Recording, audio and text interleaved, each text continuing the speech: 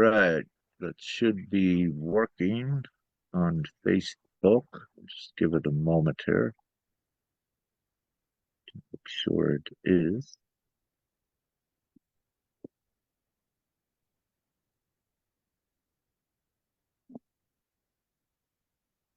Yep. All right. We're running live on Facebook. Hi, everyone. We're recording, setting. Yes, we're recording now. Thank you, Sister Nya. So, hi, everyone.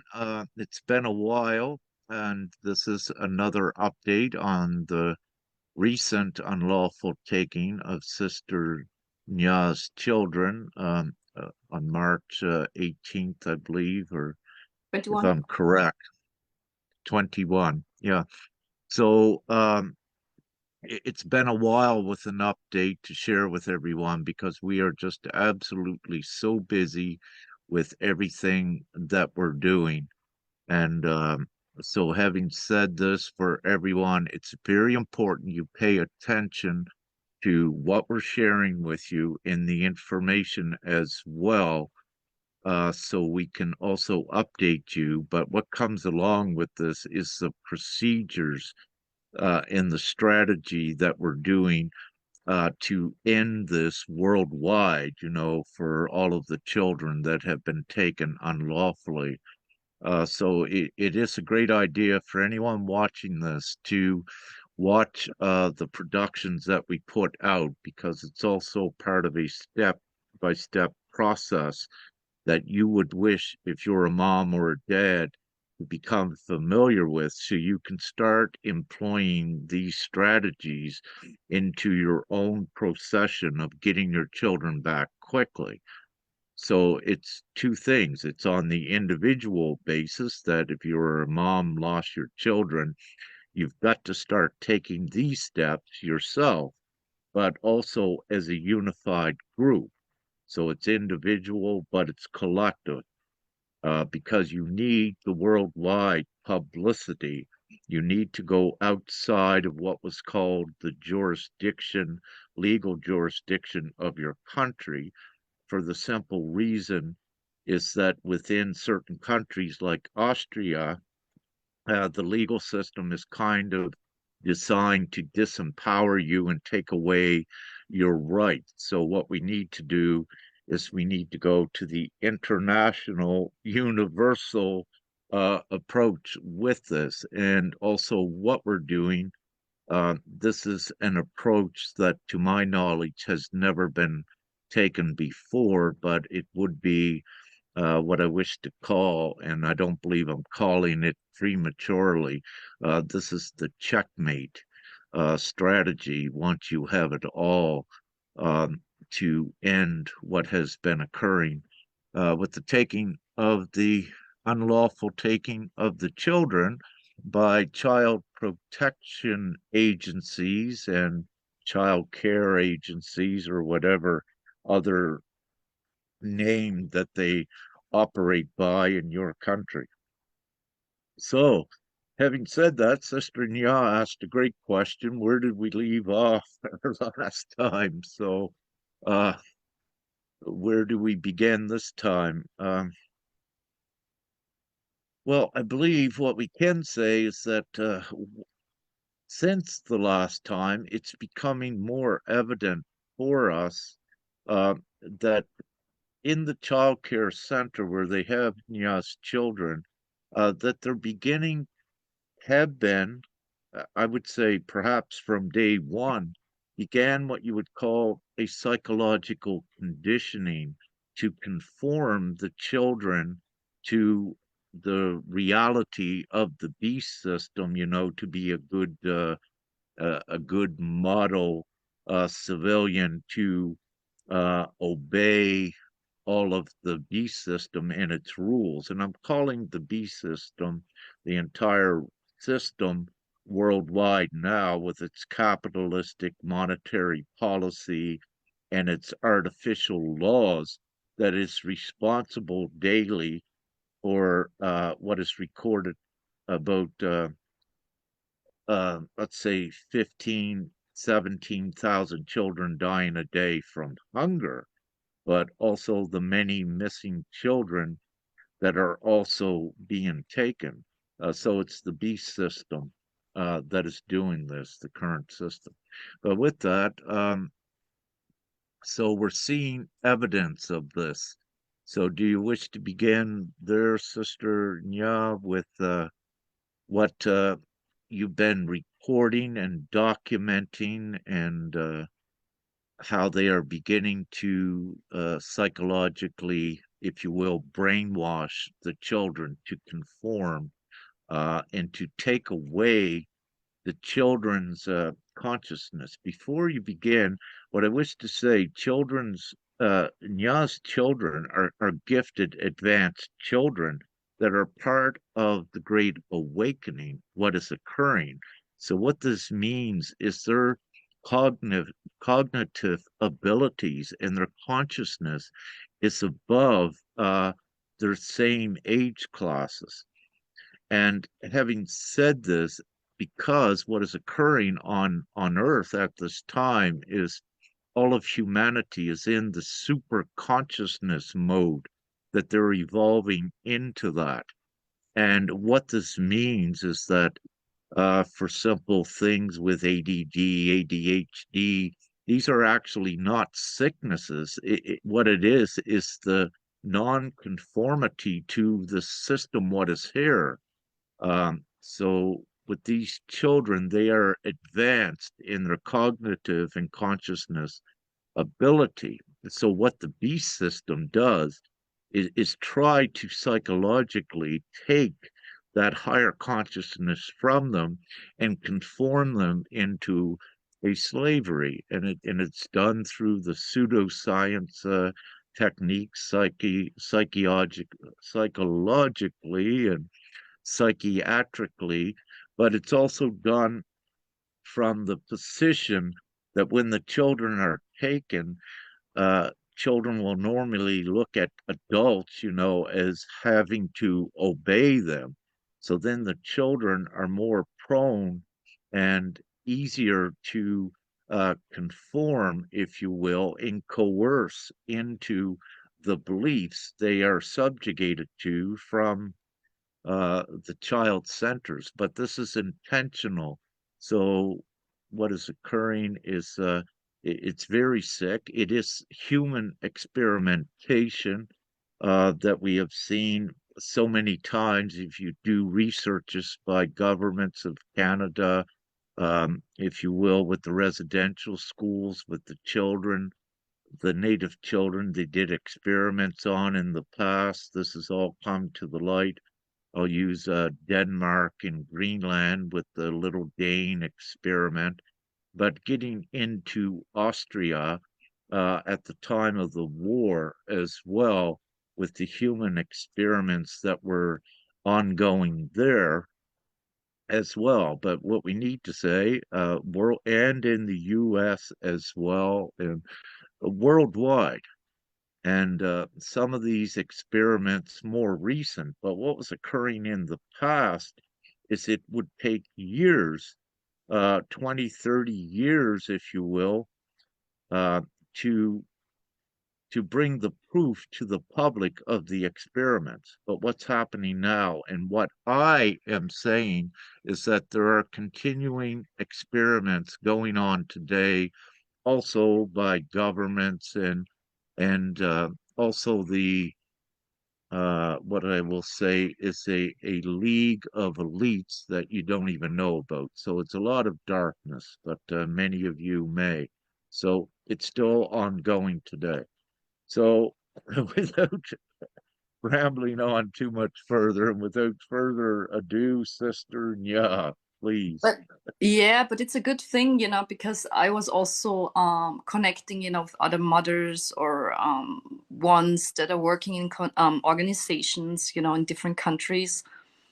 And just as you said, they normally, when they take away the children, they targeting especially, those gifted ones, those strong-willed ones, those ones who couldn't change, the system, in fact. But what I'm also seeing is that they mostly try to conform them, to suit into their society, meaning like, it's much more easier to control them or to put them into other families, right? So what I was also seeing is I actually don't know how that went because I was not there. But what I can say is that Akua mentioned, at the beginning that he had some kind of vision, that he's seeing signs, and also, that notes just appear out of nowhere. But the thing is, May I may yeah. I divinely interrupt? And what I will share with everyone here, I physically know Akua and have met him before. And one of the first times we were in Austria at a campground, and one of the first times I knew of Akua's telepathic ability is he was sitting by a tree, and I was just walking side on, going to see Nya or Femke. All of a sudden, boom, telepathic message, clear as a bell, right into my consciousness. And I turned and I looked. I said, and I know Nya can attest to this because I said it later. So just wanted to share his gifts are very powerful. And what we're seeing, not only with Akua, with Aurora, their gifts are continuing to advance at this time as well. Yes, I'm just adding it because I really don't know, for example, where the notes are popping up. Something like this, my children had, yeah, they are very, like Aurora had already her vision, when she was a baby, and she already started to healing other children when she saw them hurt, and she was just a half year old. But also, Akua is having vision is very strongly telepathically, which I can't confirm because he is communicating with Aishin since he is in my belly. So he gave me a strict plan what I'm allowed to eat and what not. So, but in that specific case, because there were a lot of things staged and put up, by them, but also, they are all the time listening, right? So, and the thing is, I think we have discussed it. If they have a specific kind of a view of reality and belief system, and someone is coming in and try to force a different opinion or reality onto them, they could be also get very confused, right? Because it gets into conflict as well with their being and their belief system. But the thing is, I think it's part. One part, it's real, with his vision and seeing signs, but they just have mixed it up also, with other things. That's what I'm feeling. That's the reason why I'm saying I'm not fully clear with that. But that is also some kind of psychological experiment, right? And messing up, with their mind. Is that real or is that not real? But also, every time when I speak some specific things, like, for example, sharing that worldwide everyone is assisting them and supporting and sending them loves, they just stepped in and said, you cannot say this, The you are confusing the supervisor children. steps in and cuts you off. The Yes, supervisor, yes, says you're not allowed to say that. Yes, yes. But the the great thing, supervisor. my children just stepped in and they said, no, we are not confused. So they clearly know about this as well. So it's also, I had a lot of contact with them. They often calls me asking me to bring something. They ask me for photos, everything. They are telling me, that they see demons and nightmares, which is also, in that kind of place, with a lot of traumatic children, sadness and pain, which could be also manifested, in a lot of negative things as well. But also, the cutest thing was, we are praying, we are praying, and mostly if bad weather is, we are praying for good weather. And they just went into forest and they did, and instantly it was good weather. Everything was observed, also by the supervisor. But also, I shared with them, in case if you're feeling not well or you're having nightmares, just calling in the angels, they protect you, which is also totally normal, fine. So But in the beginning, it was more restrictive. They had some clinical tests and studies going on with the children. And also afterwards, I just figured out that, because I got that report from that clinical test, that in the beginning, they didn't want to talk with their father at all, you know. And they said at a specific point, they just wanted to call him, right? But what I know that my children are often asking, since they are there, when can we see mommy? When can we call them? And they didn't allow them. So they only left them the option to contact their father. It's just like a way out, right? So the same thing goes, since I didn't see my children for 5, 6 weeks, and they allowed me I have to revert that. I saw the children for 1 hour with supervisor, and the ex is seeing the children every week for 2 hours. He can take them and just take them away, and I have to be there in a place watched. And it's quite interesting, because the last information in court was that he needs a supervisor to visit the children. So, but also, it's their way, it's just like a manipulation and indoctrination. Like, he can get you out, like, oh, do it, But just to clarify one point that yes, you had just said there, in the last court, it was stated that the ex would need a supervisor while he had the children.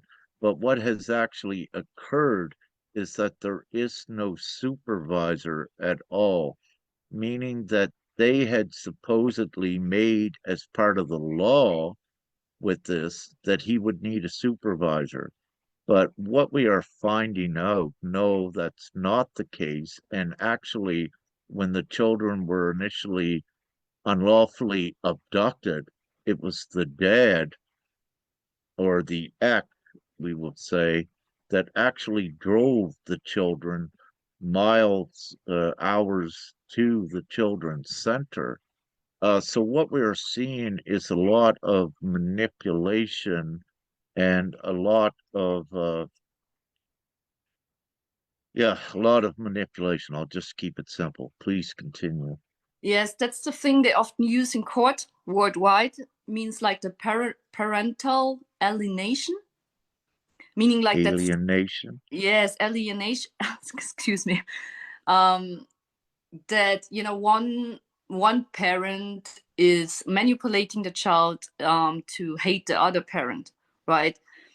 But the thing is, they just want to suppress, if a child don't want to go to the other parent, or don't feel well, that mostly it is the mother, that they say, okay, it's the mother fault. They always use it as it's the mother fault to easily get the child, so they can use any excuse to take the child away. But also, when you said that, when with the children taking away in Vienna, what I also figured out is that he went into court, and he submitted an application. So the criminal department were allowed to track me to get the children. So it was a combination of the child welfare and the ex to get the children, But the thing is, with that law, or with that thing he applied, they are also allowed to use violence, physical violence against me, in case if I would, protect the children and do anything, That's very, for my opinion, it's very intense, because I'm with the children, So it's endangering the children as well, because if you don't know what is happening, So, but the thing is, what I can see, because of that psychological evaluation from them, that they use some kind of trick and like a treat or punishment system, meaning like if they do what they want them to do, they get something, or they get something nice, and if they don't, they would restrict them in anything, The you know children. Yeah. Yes, that's what I'm feeling, because with the father and everything, because in that psychological evaluation, but also what I have to reference, What I know right now, which I didn't know before, is to get back to that. I'm sorry for jumping around. Is to get back in story. When I get to the child welfare and told her that the children are in danger, that the father is drinking and so on, and reporting him, he turned somehow the whole story and telling them that I don't know what he told them, it doesn't matter. But it was like, they started to threatening I. So when that happened, I didn't have any belief or trust into them anymore. So my requirement was, I will speak with you, but you have to record it, right? Because something is really odd. Because they didn't do it, and because they were more threatening, I didn't come.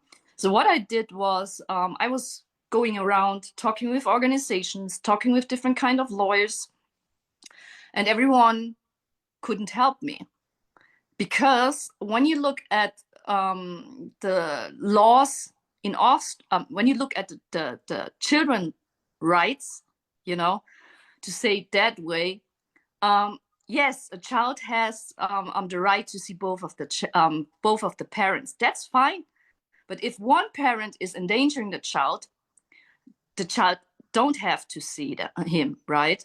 So that's in the children rights. But when you look at the Austrian rights, they completely left the exception out of it, meaning like they have to see both parents, which is, mostly to help the father in that situation, right? But what it does is, yeah, if a parent is endangering the children, it leaves the door open for abuse. And with this, one thing that is considerable is Aurora came back with a visit from her father with a very huge bruise on her leg that was it's very interesting without speculating on this, but one of the things is this bruise was very big. I've seen a picture of it.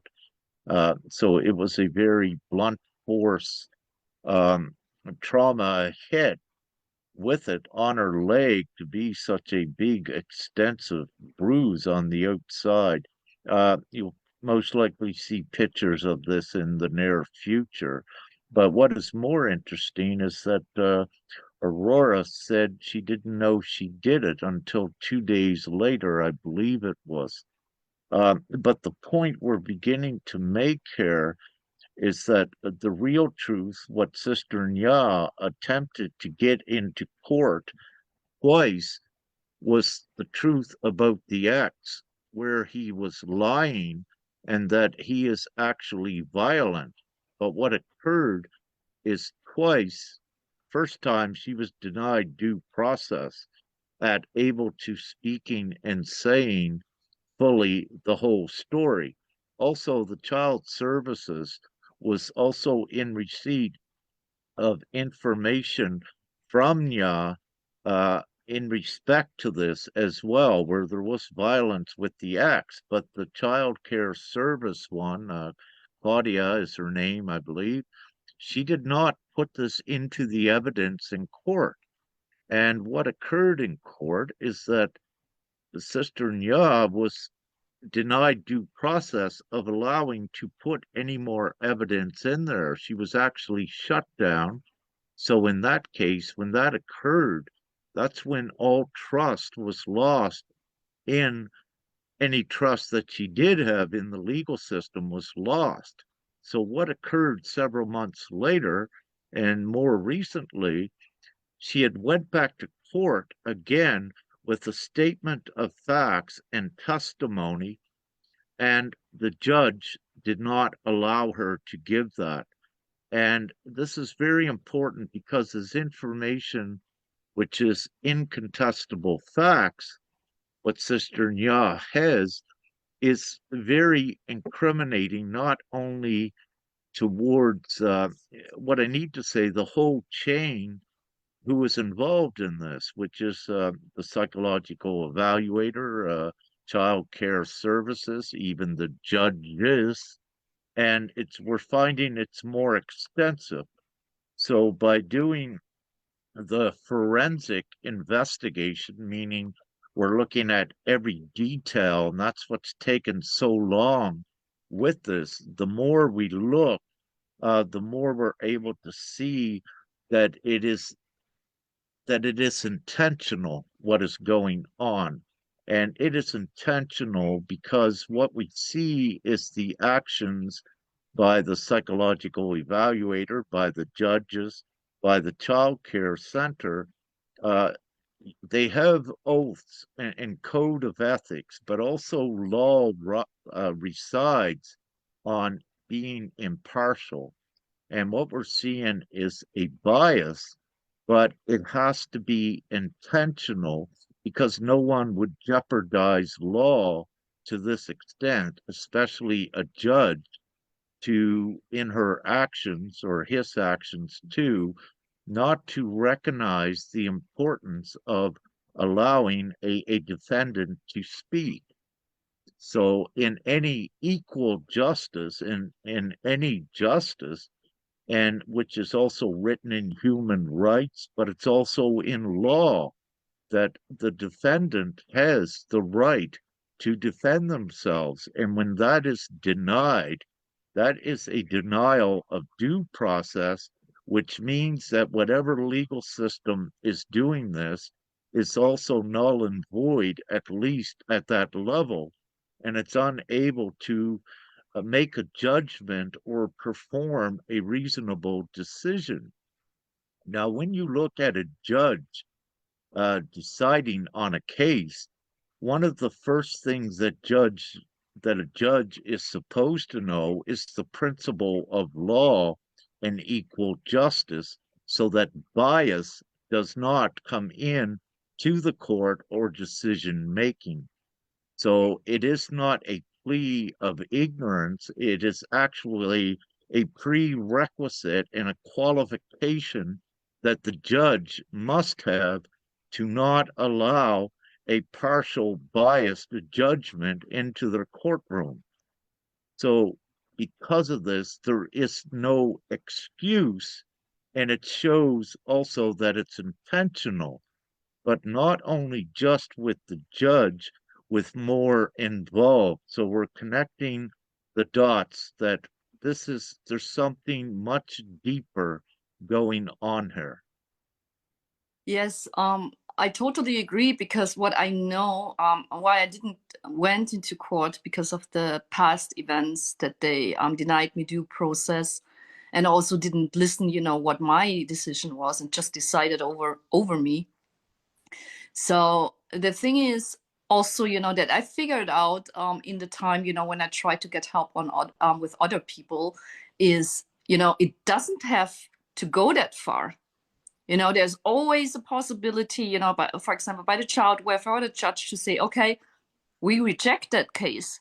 We just don't start it. But the thing is, what mostly ones are doing is, for example, if you had that constellation, where the mother is taking care of the child, they allow the other part, to do so many reports and cases, until the mother is so stressed, so depressed, without exhausted, without money, that he gets what he wants. And that's not lawful either, right? So the thing is also, I'm totally fine, I heard also a lot of cases. So it means like they want the child to stay traumatized, meaning like, for example, if the father is here, the one who is in that unconditional love and care for the child, they would side with the mother, and would apply that rule, you know, oh, we don't let them see the father because he is this and that. What my researchers shows is that is mostly the one who is most awakened, you know, that they try to not allow the children to see that one, who would empower the child, who would take care of the rights and everything. So there's an ongoing pattern with that whole thing. What I also didn't mention before, when I went to search for help, I got into everything. What court do we have? how can I get so far that my human rights would be looked at, all those kind of things. And I just saw, oh my gosh, you have to go through the whole court system. It would take years. You were kept into that system, and you don't know how many there are between who are helping each other, and all those kind of things. So the only possible way that I had to go, or which what I can go was or went was to go to the people lawyer, where you can go if some of that public institution, are unlawful, right? Would So this be an yes, ombudsman? Yeah. yes, it's the Okay. ombudsman. Yes, exactly. And you know, and I did this. I wrote her about that I went with Aurora to the child welfare, that she has shared everything, that he's abusive, that he's drinking, that he also committed a fraud with my documents. And still, I don't know how he did this, but it's very interesting. And I also added, I said, I'm adding some things, like, for example, evidence, like my communication with the child welfare, where you can clearly see how he's threatening me, and how where I was already talking with them, but also, statistics of all the mothers in Austria who have gone through this, and also with the parent alienation and how abusive the system is. But I have also added, a newspaper article of unlawful removal of a child in Carinthia. And to get a little bit short into that story, a mother had a child which has some kind of sickness or something, and she just went to the child welfare for support, right? And then something happened that that child had a little bit of a bruise, and instantly the child was taken away, right? So it was again an unlawful removal. And since then, I went very deep, into all those kind of things. So I was educated. But also I added a newspaper article, of a father, taking care of his 4-year-old daughter, being very drunk, let her fall onto the floor, and got very aggressive. And also the police came, and arrested him, because all the people standed up and said, you cannot do that, because of the power of the people. The police came, and they just took him away, and then he was not allowed to go close to her anymore, right? But the thing is, she used that, and yeah, she wrote about the about the abusement and everything. But then I didn't know it back then. I just know it now. And then she wrote, yes, and she's saying that the father in that newspaper article is him, the ex. And I said, wow, I've never said that. And So back then I the didn't know. the Yes, the ombudsman or ombudsperson, the person, lawyer. yeah, she twisted and manipulated that you gave her an example with a news article, and she twisted it and said you were saying this was the husband when it's not a true, so clear manipulation as well. Yes, but at this point, the whole case changed again. So they said I'm a completely liar, you know, and they just left everything away what I said before, and was just siding with the father, and everything he said, for example, I'm diagnosed with schizophrenia. I'm I have a psychological sickness. I'm smoking weed and what have you. All those kind of things which are lies, and also all those kind of things he don't like with the children because they were very empowered. They used that, and when the children came into the children's center, they used his whole list to manipulate the children so they would perfectly suit to him, right? Everything that he has problem with. So I just recently talked with that woman, and I talked with her and I was like, you know, that's not true what you said. I never mentioned that. And she said, yes, but I didn't know it. And I said, yeah, well, you didn't know that, but I didn't know it at that point. And then she said, like, yes, and I have looked through your whole case. And I was like, wait, if she has looked into my whole case, she knows my daughter is 8 and my son is 5. And at that point, you know, she wasn't at that age. So why are you saying this? Right? And if you look at to my case and his case, you would clearly see if he would be that guy, you know. And then she said something like, when I talked with her about the alcohol, and she said, everything you said, it's not true. They are siding with you, da da da da da da, da, and protecting the child welfare. And then she said, like, yeah, but the little thing with the few beers, it doesn't matter. And I said to her, really? If I would have a babysitter and I wouldn't know the babysitter is drinking, I would never give my child to them. But with that thing that she said, I clearly know that she has talked with the child welfare woman, because it's the same thing she said, but also it's the same thing that the ex is saying, right?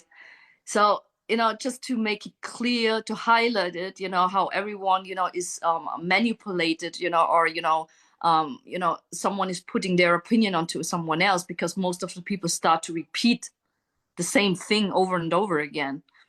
So, but that's how the society works, right? But the thing is, you can clearly see that there are more ones involved. Meaning, like, normally that would be the place where you can go to get help, but that one also sided with the others and did something which makes the whole case very negative as well, right? And the ex has stated a lot of kind of things, and everything was changed with the children, which just confirm everything, because um the child There's a lot welfare, of yeah, the lot child, lot of manipulation, yes, yes, because on the child, all levels, and twisting and distorting the truth. Yeah, which yes, is also it's psychological on their part. It's psychotic, if you will. But again, that's why where there's so many involved that are biased, that's why the astronomical odds are against this being uh, an individual sickness to any degree, and it's pointing towards a conspiracy with an underlying agenda.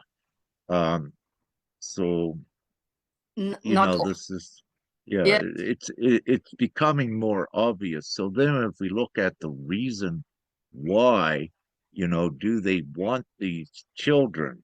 Is what it's about. They actually want the children. And having said that, on the higher level, the reason they want the children is because they are consciously advanced. So they're setting up a story, if you will, to facilitate that. So they actually have a script that they're running to give, to not the public, of course, but to try to justify their scam is what it is. So it's very clear with this. you Um, know yeah, the thing is, I can just add, some more of them, like um the director, the teacher of Aurora School, but also the woman from kindergarten. The woman from kindergarten was very strongly, manipulated. I don't know if it was the ex or the evaluator, because she had that whole story in her mind, and everything she said was based on that story she knows about me, or she knows about someone else. So she also never mentioned to I, that the evaluator came, that the ex is coming, all of them knew that I didn't know, and it just did, which is in fact a conspiracy theory, because they were hiding it in front of me, and siding with the father again, because he was very often with her, talking with her often, and so on. The same like in school, when the thing happened with Aurora, when she was so shocked and stressed and everything. Um, um, the director didn't report it to the child welfare. Just to let everyone know, every teacher or everyone in a public agency who is working with children has also a codex, to protect the children. So the most important thing is the child welfare and nothing more and less. And if anything like this is happening, they have to report it, because you have to protect the child, which they also don't do. The director is also not doing it because she's siding with the ex again. So you can see the whole conspiracy, in that whole thing again. But also, the thing is also the ex. When you look at it that way, everyone is saying, "Oh, he's so nurturing and caring." But honestly, if I saw many fathers who are very loving and caring, and they know how important the connection between mother and child is, and they would never take the child away from the mother because it's very, very traumatic, unless the child is endangered, right? Because there are also mothers outside, um, they may have not unconditional love for the child. Then the father is stepping in, right? But he would never harm a child. Like in that case, he applied, for the criminal department to come to I. He applied, for intense guidance and psychological treatment for the children. He applied, to get the children there. He was conspiring with the child welfare. He didn't care. The children are traumatized. They are now conditioned in the place, and I honestly would never do that, and also separating them with the mother, what I saw, in the past is also that he always put his wishes and um before the children, because in the past I also said to the court he's not able to raise children because he is also not able to look after them, because like that big bruise over her head, it's not the first time.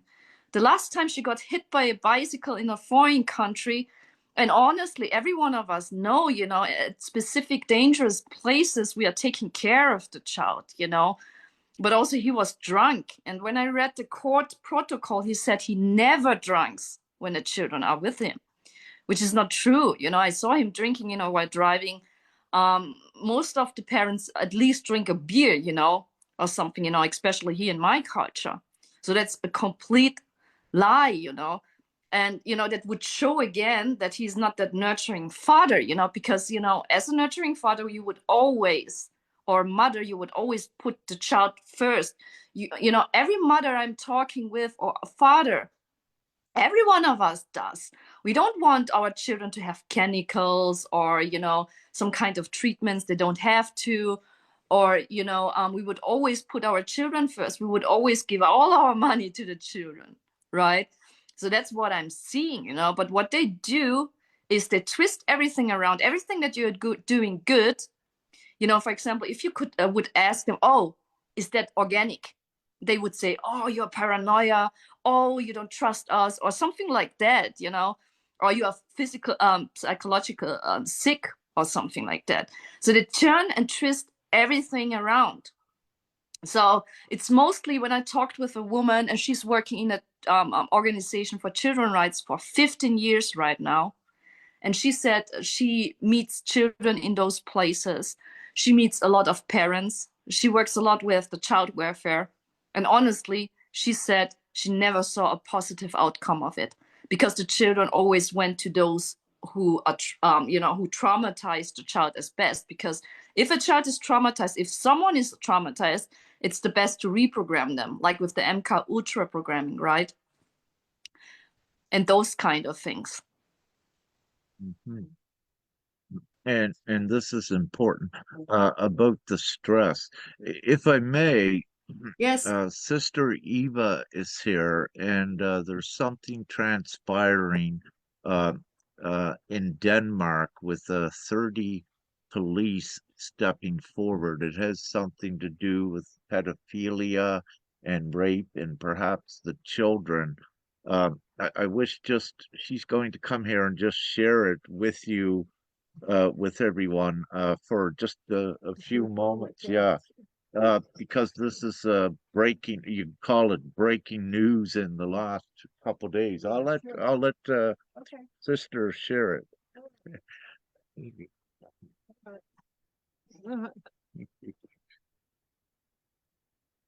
Oh, I'm on. Yes. Hi, Okay. Eva. Hi. How are you? Oh, I'm Can you good. hear me? Yes, You perfect. can hear me. Okay. I'll just got to get all this hair. But yeah, what happens in Denmark right now is that in the last, I think it's 3 days ago, there was a breaking.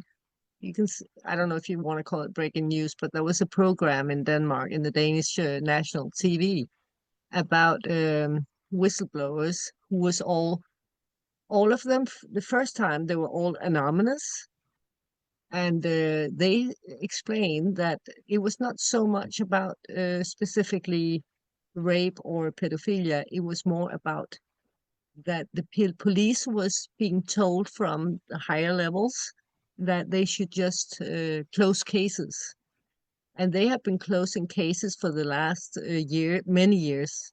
They've been closing cases where people has been raped, or there's been violent cases. There's also been economic fraud in big scales, where they were told, no, you do not investigate. You just close the case because we have too little resources and we have too many cases.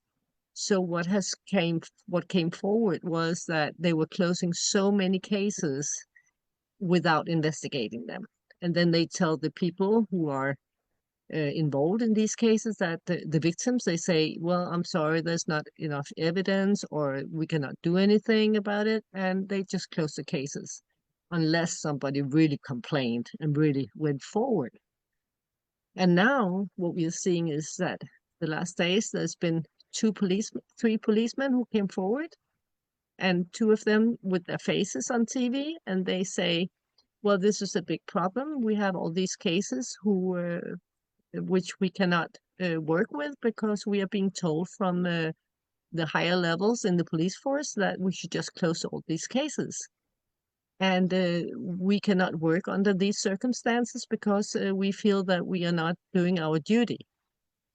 So I don't know where this is going, but I hear for the last things I heard was that now they have to, from a higher level, they have to take it seriously and do something about it, and they have to investigate. Some of the victims, they call Denmark the pedophile nest, because there are cases we are now seeing where people are uh, they are complaining. There's cases where a woman comes forward. There's many women who came forward, but they have been told by, for example, their children that there's been inappropriate behavior from a school teacher, touching the children, and some more severe, like rape. And then they complain. They tell the police, and then this particular woman, she was being called up from the mayor of the city and saying that she should relax. She should stop her babbling. She should stop telling lies. And she said, "But this is not lies. I have the children, and we have people who have seen it." And she had lots of proof, and she had lots of witnesses. But when it came to the court case, she was called up by the mayor. She should shut up, and by the police that she should shut up. And they said if she continued, uh, she would have a, what do you call it, a mental observation, what do you call it, investigating if she had a mental disease. Yes. And she still went to court, but she lost the court case because they said that the witnesses was either uh, too new or too old, so it was too late for them to go on the stand. So they never went. She never had her witnesses with her because they denied them access to the court. Mm. So what happened was that she got what do you call it? She got sued for being for coming up with false accusations. So that was the end of that. She got mental investigated, and she got uh, yeah, sorry my English, but she also had I don't know if she had a fine or if she had to go to prison, but she was denied this case to go on and to get justice. And this has happened in many cases. Also, a woman who had a handicapped daughter who was in an institution, and she was getting raped all the time because she was mentally not well, and she just, oh, okay, if the man wants my body, okay, because she was really not able to say capable of saying no. Mm. And we found out that this was men from, old men also from the whole city who just came and used her as a prostitute, and she was handicapped in an institution owned by the state. And this is coming forward and has been going on for years. So that the police now is also coming forward, that's a big step that we haven't seen before in Denmark. But I just want to share that with you, that something is happening now, which we haven't seen before, which is really positive. And so that's really good. But yeah, that's getting more and more focus on it. But it is some very severe cases that is getting, yeah, in the open light now, in the daylight. Yes, I agree. It's also, I observed that with Austria as well, because I'm connecting, with a lot. And, also there are ones, in the child welfare, or, everywhere. There are some, pedophiles as well, and they worked with the child welfare and as an evaluate, and was, um, there are many cases, it also Yeah, went into court, but, it never went far. And that yeah, guy then left and got into the media. So now we uh-huh, know why not everything is coming, to the surface, but this will end, So, of course. yes, because, if would everything comes up, it would be much more right now. So they Yeah, still, they have, I said in the past, they have restricted it, but I also see, also with that thing, that also children are now stepping in, and filing lawsuits against, yeah, lawyers, judge, also that yeah, judges have been taken for responsibility and have to go, have to leave, or, go into prison or what have you. yeah, So there's a very strong movement worldwide, which is still yeah, somehow not completely in public, but it's still there. So yeah, worldwide, yeah, I totally agree. This is yeah. time, very great time right now It is to very, bring. very, very, very important time, and very, very good time that we see that now it is getting out in the open. Before, people didn't dare to speak up. People were hiding, and they were just, okay, we can't do anything. This is what it is. But now, yeah, people start speaking up now, and that is really, really positive, very positive. I think a And couple of, yeah, sorry, excuse me. I'm just thinking that it has to do with that in the higher places, those who are in the different lodges, or what do you call it, the Freemasons or whatever, they are child abusers, and we know that for a fact. And those people are getting exposed also now more and more because, I mean, I work in a health shop, and we have women my age and younger who come in and tell about their experience, how they have been used in these places as children. Mm. Uh, so it's some very hardcore uh, cases that we will see show up, but at least it will come to light that this has been happening, and they will have to flee, or they will have to whatever, have to be brought to justice. So Yes, yeah, I just saw something, I think a couple of days ago, when Kennedy stepped up, and shared about Biden and the sexual abuse and of the yeah, children. But I also know a similar case, a soul sister shared with I, in Germany, where a friend of her was together, with I think a draconian, but he was in the politics, right? And he had a lot of yeah, money, was abusing yeah, his own child, until yeah. he had a lot of that, how it is, Yeah, he's yeah, they sometimes they have to psychological, yeah. But give away their firstborn sometimes. but it went in court and nothing happens. It's just like, yeah, Yeah, now he still have to see his father and so on and so on. It's yeah, just, yeah, we know that. Yeah. But right now, I'm feeling it will get very positive. No one is forgotten, no Yeah. child and no one who went through this, and it's really, really time, to step up and, Yeah. also, just to speak about it because I think times ago it was not the divine timing for to do it, but right Hmm. now we also have to uplift this, and also to bring it to the surface, for everyone. So I'm very Exactly. grateful for Exactly. you speaking up right now and for Okay. everything that you have done in the past. I can feel you did Yeah, we also a lot still, of effort, right? yeah, yeah, Yes, we're still there, but more cases are coming out. But of course, the media is very slow because they're controlled. also in it and controlled, but they can't really hide it anymore because there's so many cases coming. They can't even handle all the cases because there's more and more, really standing up, and they are not shutting up. They are really not shutting up. They keep on going. But Yes, the only way.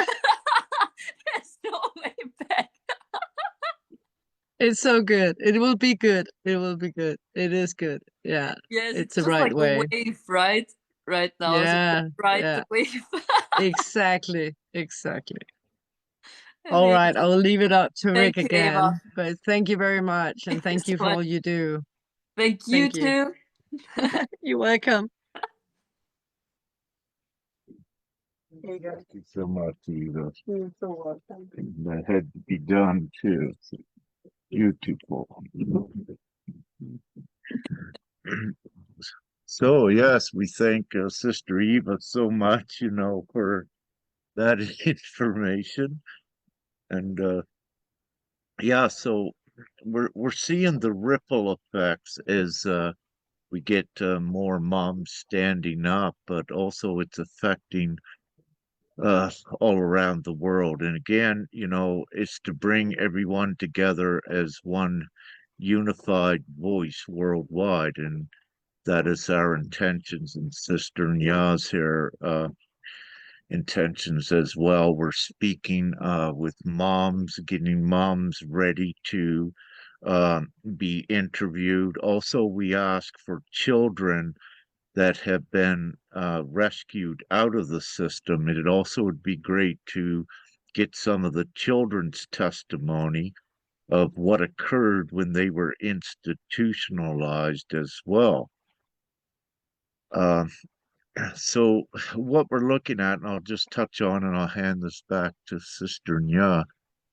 So, what we are actually also looking at is the damages that with the lawsuits that will be placed uh, in the legal system, but also coming from the lawful system, which is actually above the legal system.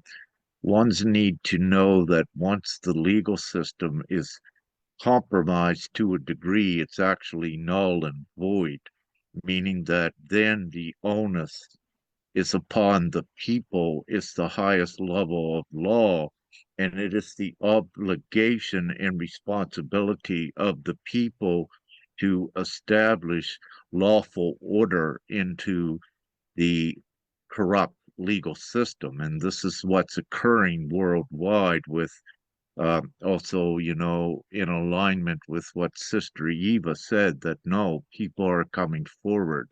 This cannot be stopped because what we're doing is ending this crime and child trafficking worldwide, and also the other sinister, darker agendas, which have been proven. So we're not speaking as conspiracy theorists, if you will. This is actually fact, conspiracy fact. And when you do your research, you will see these experiments. But as Sister Eva said as well, the press is morally obligated to take more of these stories and get it out to the people. For one of the reasons, if the press is given these important stories and the press refuses, what they are actually become, the press becomes an accomplice to the crime as well. And if they refuse to put a story out, action can be taken against the press themselves. So it's very important to know the power of the people, the instruments that we do know, the strategies that we do have. Uh, so it's one of the things we can look at with Sister Nya is the psychological torture. And I know every mom can identify with this. When you are a good, loving, nurturing mom and your children are taken from you, that psychological torture and that stress that you go through every moment while the children is gone.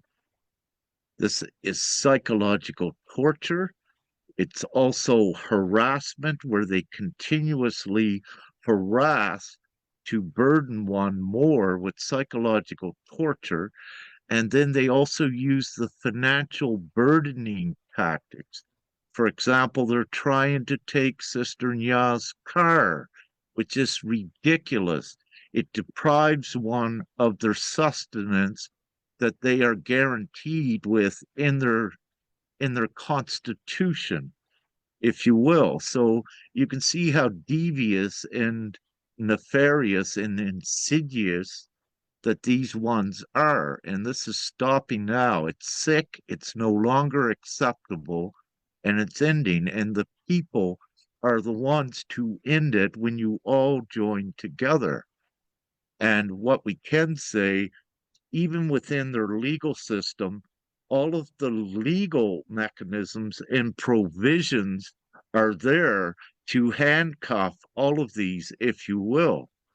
But it's not about us handcuffing them. It's about us freeing the children. They can do whatever they wish themselves. Justice will be served upon theirself by their acts and their deeds and by being publicly exposed with it. So, Sister Nya, you're ready to come in there. I know. Go ahead, please. Oh, I also was just listening. Yes, that was also one point. They tried to size my card, that I can't leave, that I have to go to court, that they can take my children. They were, oh my gosh, there were so many things. The more I was researching and gathering more information, the more crazy and ridiculous it got. But right now, through the whole process, but also very grateful for your great guidance. I somehow reached a point, not to go, like too deep into, oh, they just accused you to be a bad mom. And, normally you would tend to go into that and try to defend yourself, right? But the more, we go through that, the more I can raise up, and just look at it more from a higher perspective, and to turn it into positive. For example, that evaluation from the children, which is amazing, I would say. They couldn't find anything, so they just made something up. Meaning, like, both of my children are perfectly fine. Aurora is above the average with her cognitive and with her speaking. But what they did was they said it's not suitable for her age. And I was like, for example, she was so amazing. She said she don't like school because she don't accept it. If she has to go to toilet, why she has to ask? And also the balance between free time and school time is not what she wants. That's a highly intelligent answer.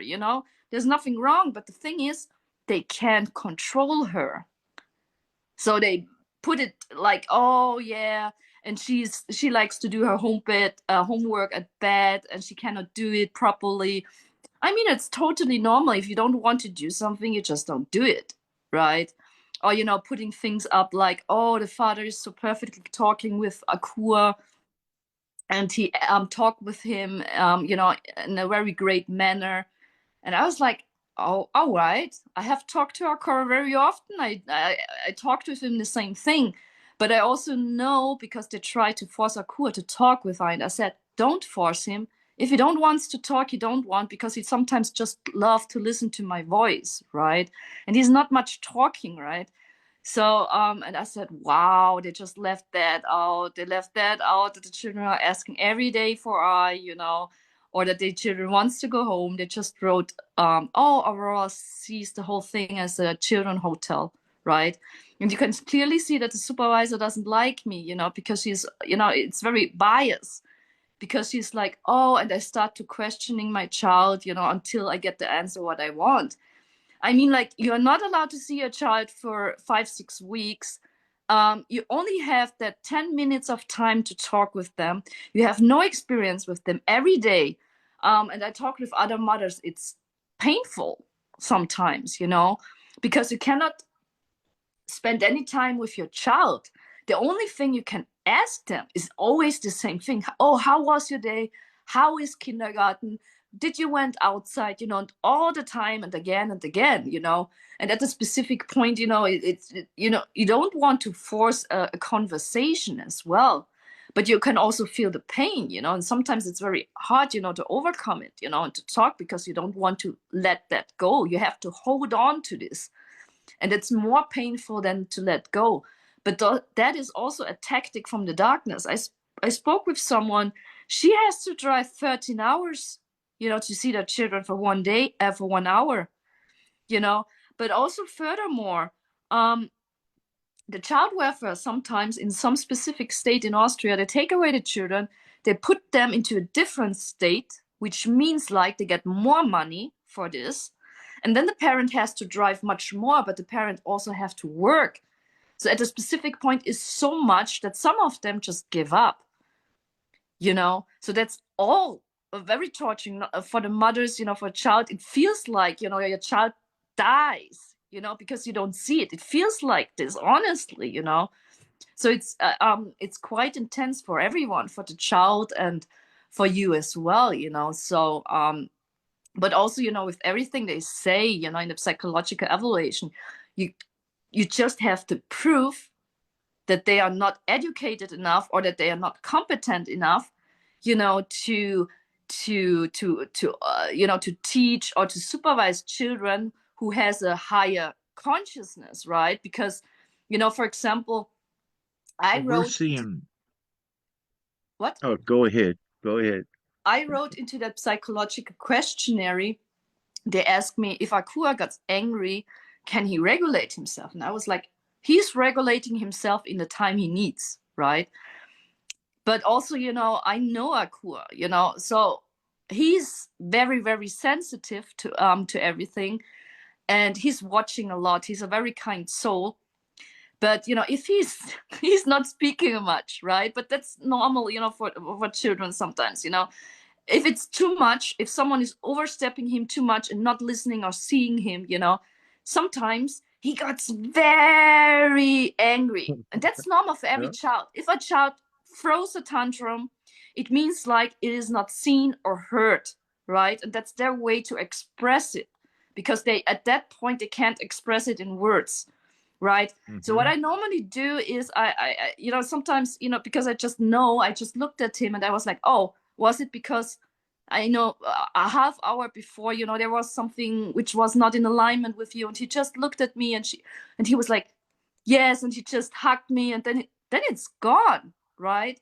But when I looked at that psychological evaluation, they said that my son is often very angry, he's throwing tantrums, and also the ex has confirmed that, and the mother did not confirm that. I mean, No, because it's the yes, environment. Look yes, at the yes, stressful exactly. environment that they have him in now. Akua is there against his will, and anyone is going to know. He knows it's not right. He knows what's going on. He loves his mom, you, and you love him. That very important love bond. And when that is violated, yes, it will increase the stress upon Akua and also Aurora. So they are holding up amazingly well. But this is also the psychological stress that is caused upon the children in these environments, especially when they're taken unlawfully. Let's say it's a different story if a child is being abused and how the system is supposed to work to protect the children. But in this case, this is not what's occurring. These children have been taken unlawfully from their loving mother. So what this is doing, and what I need to say, this is very important, that the long-term mental stress, the effect, what that can have is immeasurable. And what I need to say, it's immeasurable also in how much it is worth and how much value. For one simple reason, what I will say is that if we look at this current world, this current capitalistic system, it will look at Elon Musk as being worth 433 billion, almost a half a trillion.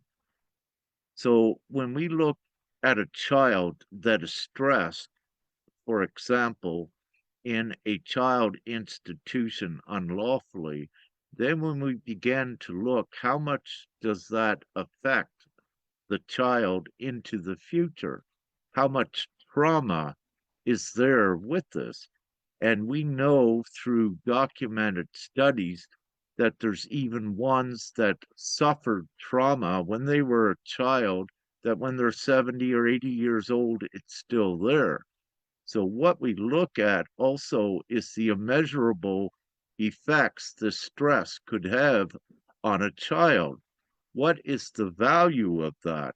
Well, we know at least that it is very reasonable and possible that it's about a half a trillion dollars. So what I'm saying is I'm just beginning to introduce something that is so important as we go forward as well. So I also wish to look at to put a value on the stress, what is caused to all of the moms. So with this multinational class action lawsuit, that you are speaking very huge numbers of dollars. And what we're saying once again, any international lawyer um, that has, let's say, universal international jurisdiction as well, that works on a contingency case, any international law firm, this is the only case you'll ever need, and all of you will retire almost instantly for the simple reason of the extent of this that can instantly go into the quadrillions of dollars because of the extent of it. Not only that, I wish to uh, say to every mom and dad out there, it's important to record your time or have an estimate of, since your children have been taken unlawfully, how many hours that's been on your mind thinking about it, looking for a solution, because it's very important to know that your time, because you've been coerced into finding a way out, doing your best and thinking about this, your time is valuable as well. This current system values time. You work an hourly wage, so your time has value. It has a monetary value. Now, this is very important. And when you're forced to work into slave labor to protect yourself against something unlawful, that time that you spend protecting or looking for the solution has a monetary value. And for a legal system to be just and to be accountable, there has to be the avenue for you to be compensated also for your time. So this is very important without going further into it, because I will be writing and we will be putting more information out about this, how to do it as well. Uh, so, and what we can also say, uh, what I wish to say with Sister Nya's case, and this is important for any listening, that Sister Nya's case has gone from what was a civil family court, but now it's gone into a criminal case. And every one of you out there, really, your case should be a criminal case when your children is taken unlawfully because of all of the contraventions and infractions of law that had incurred with this. So it actually is not a civil case. It becomes criminal because of all of the circumstances and what is involved. So it's important for you to know that, and you need the criminal case status as well, that you need to force it to the criminal case status to activate other provisions of law and other instruments for you as well, without, again, rambling on so much about that. But that's an important uh, thing. So I had a list, so it was just a couple, pinpoints just to touch on. Uh, but I've gone through, most of that. So let's see, to sum it up, it's evident that there is a brainwashing attempt on the children to conform them uh, back into a beast society. There is the ignorance. It is the ignorance, the unqualification, the incompetence, and the uneducated we are seeing also in the child care center where they lack parenting skills and they don't, what they try to do is enslave the child uh, with an abuse of authority rather than allowing the ingenuity of the child in the experience, which is in the best parenting skills, just nurturing and guiding rather than conforming to a society to fit in, which what we call the B system. So we are seeing evidence of that psychological uh, conditioning, brainwashing, whatever you wish to say. We see the psychological torture that is also perpetrated intentionally and directed towards Sister Nya in more ways than one. It's evident in their attempting to control her to keep her in defense mode. So if they can keep her in defense mode, then they keep her busy and occupied, not focusing on the law to get the children free. So these are their tactics to control. So it's so important for all of the moms and dads, but we're mostly focused on the moms here because it's so important. The unconditional bond between a mom and her child is so powerful. It is beyond what is with a masculine. Yes, the bond can be close, but with the father, it's not as strong as with the mother that actually carried the child, gave the birth, and nurtured the child, and especially if breastfeeding the child. And everyone knows a masculine, for the most part, maybe in a very rare case, a masculine cannot breastfeed a child. So it is very important that mother nurturing and that mother bond and that mother connection to the child, and especially when you have such a loving, uh, higher consciousness mother like Nya and the children and that important special bond, what is going on.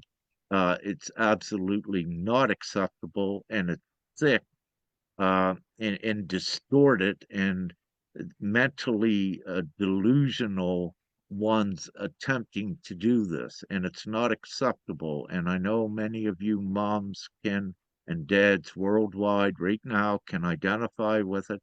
You've got to step up and you've got to unite so that we can end this worldwide. It's going on everywhere, but it's stopping now. It's no longer acceptable. And as Sister Eva brought in here, the police are whistleblowing, coming forth, telling what they were told from the higher ups. And with any police or any criminal investigator or anyone that's in law that is listening to this, you are morally obligated to stand to do what is right, to do what is just. And again, you cannot sit on the sidelines, and you must come forward and support the people and do what is morally right. If you're part of any of the child care uh, services that knows what is going on, there is the whistleblower access also within countries that is set up to whatever degree that may support. But your biggest whistleblowing safety is the public. And by coming together and uniting as one huge force to educate, inform the rest of the public worldwide as soon as possible what's going on so we can shut down this unlawful taking of the children worldwide. And if this is not just some fantasy with us sitting here. This is very real. It is very real authority, what we are speaking from. Excuse me. And what I can share, I'm well versed in legal matters. I'm well versed in law. I'm well versed in finance. I'm well versed in insurance. I'm well versed in all avenues of the current D system, as well as the lawful divine law system as well, which is being established now on earth to free your children forever and to free yourself and to place you all in abundance. Thank you, Sister Nya, for allowing me to ramble so long. Sometimes perhaps you should interrupt and cut me off. No, Thank you. perfect. Everything you're saying, I can add something, from my researches because, during my process, I also had to go into it. So it would give a more information for others, like, for example, with the whistleblower, what you mentioned. I didn't know it, also with my, in my place, I had to look it up, for Austria especially. But there are programs, who are protecting whistleblowers, meaning like what none of the most of them doesn't know, which I also didn't know, is if something unlawful is happened, you have to write. It's not, I mean, it's your given birthright, right? But also in the laws, you have to write, to stand up and to say no. It doesn't mean like you have to fight it or be violent. It means like you just don't accept it, because they also have some kind of laws, meaning like especially when you look at corruption, right? So when you look at the corruption website of your country, there must be something, some information like, okay, in case there is unlawful things going on, that means like, everyone who works in a public institution, represents the state, right? Okay, right. So they all have made some offs. They have specific codex, which they have to follow, right? If that is not happening, someone cannot trust into that system and they loses trust. So as you would be in that state, it's also your responsibility to stand up and to say, hey, that's unlawful, or hey, that doesn't work out, that law is not working, right? The more we are doing, the more unite, the more you can show that. It doesn't mean like you have to be violent or aggressive. It's the best way to stay peaceful and harmful, because that's what they want to. But what I want to say is, it's also under the corruption law, meaning like, they have to support you. But also, if you're fighting for human rights or children's rights, and you are, for example, in an organization, you are protected. They have to protect it. Why? Because you are changing and making, you know, the whole thing better. You can, please look it up. You know, please look it up, because most of them are afraid, you know, to stand up and to say, because, you know, because the darkness have used the tags and the labels system critical, conspiracy theory, or, you know, paranoid or something like that, you know. But just show them how rational you are, how normal you are, how intelligent you are, that you know those laws. Just bring it up. Just say, you know, I'm just doing the duty of someone, you know, who goes by ethic and moral, you know, just to show up unlawful things, you know, which is totally your right as well.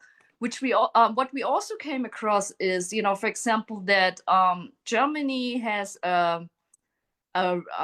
what is it, a resistance law, meaning like if something unlawful is happening, you can stand above the laws, you know, in case of tyranny. But that's not applied in Austria. So they tell you, in case of that, just go the lawful way. But that's not But working, you know. but it does, because again we have what we call the universal international jurisdiction, Oh that yes. if one country doesn't allow it, you go to, I think there's 146 countries that has international jurisdiction. So, and this becomes important when you may need to launch lawsuits from another country as well. So you can use these provisions, yeah, to do this. But go ahead, Sister. Yeah. Yes, but just in case, it is every time very good to educate yourself, because mostly none of them knows the laws. Just as us, we didn't know because we don't want to. But you know, just to look at it, you know, for example, mostly they have a very a simple law like self-defense. Self-defense means, like, you know, like in Austria, in case someone is threatening, you know, your freedom or your self-discernment or what have you, you are allowed to do self-defense, you know. You know, but in a peaceful and not harmful way, right? So You're actually, what I wish to say, every citizen is morally obligated that if you see something unlawfully occurring, that yes, you have to report it, if you will. If you don't, once you are have the knowledge that something unlawful is occurring, and if you don't report it, but it's found out later that you know it was unlawful, you also can be incriminated and you can be complicit and be an accomplice in the crime as well. So it's a moral obligation and duty of every soul worldwide to report these things, because the absolute truth is that the full law is with the people itself. And at times of tyranny, like Sister Nya is speaking about, perhaps in Austria, it is the moral and lawful obligation by the people to not accept that. It's unjust. It's not justice. So, meaning that if you allow it to continue, that you're actually condoning it and you're actually supporting it, which makes you an accomplice of the crime that is being perpetrated. And this is very true with what we're doing with divine GPMS.world. We're ratifying the worldwide agreement of divine law, where all of your intrinsic rights are upheld, but also with all of your comfortable money that is rightfully yours. But again, the importance of that, I just kind of, when I went to GPMS for a moment, I kind of lost, where was I at just before I went to GPMS? Because this was important. What was I just speaking about? I lost it too, Rick. You lost it too. Well, that maybe divinely means, oh, um, Almost headed back, but it's gone again. That's fine. Do you have something to say? I may remember it. Yes, I'm just sharing, from my own experience and that process, that, when I went into that process, sometimes I also just didn't know what they did, but I really was trusting the whole thing. So I knew that they do unlawful things. But what I also did, I always gave them the choice, to do the right thing. Because, for example, in Austria, you have two kind of punishment. The thing is, when you are doing unlawful thing unknowingly, and when you are doing unlawful thing when you know it, which makes it a much harder crime and punishment for all the involved, because they are doing it intentionally, right? But I also want to share. I'm one of the GPMS Guardian and for Austria as well, but also by them knowing that I'm in an organization and that I'm working and that everything that I'm saying is true, but also by going public makes it much more different because what I have seen, with other cases and with other ones is that everyone is doing their case or, their law thing or their court thing. And everyone is like, okay, I will do that. And that's perfectly fine. And that's amazing. But what I can see is, it starts to distract everyone to do their thing, with defending and applying for all those kind of things, rather than, connecting and getting together, but also making it public. Because what we have achieved, with the whole process with I is we have changed a lot of things actually, which was never applied here in Austria. For example, no one ever have allowed you to record anything at the child welfare. I did 2 times with their consent, right? That was never here. Or for example, because of us making it more public, because that's something that hits them directly. 2 things are the weak points: money and their image. Just don't forget that. So in a moment you are public, you are known worldwide, you are much more protected, and you are much more seen, meaning like you have a force behind you because you have the people all together, uniting and standing with you. So the thing is with my case is, yes, I know I was also afraid at the beginning, to be marked as a system critical or what have you. And they did. And they said I'm paranoid and all those kind of things. But honestly, when I was in court, I was the most calm and rational one there. The judge was freaking out. Everyone was doing their thing or, getting into very emotional things. But I was just observing. I did my, I was questioning them. I was observing the evaluator, the psychological evaluator. And I have to honestly say, I think she has to make a psychological evaluation. Why? Because of 3 things that I saw.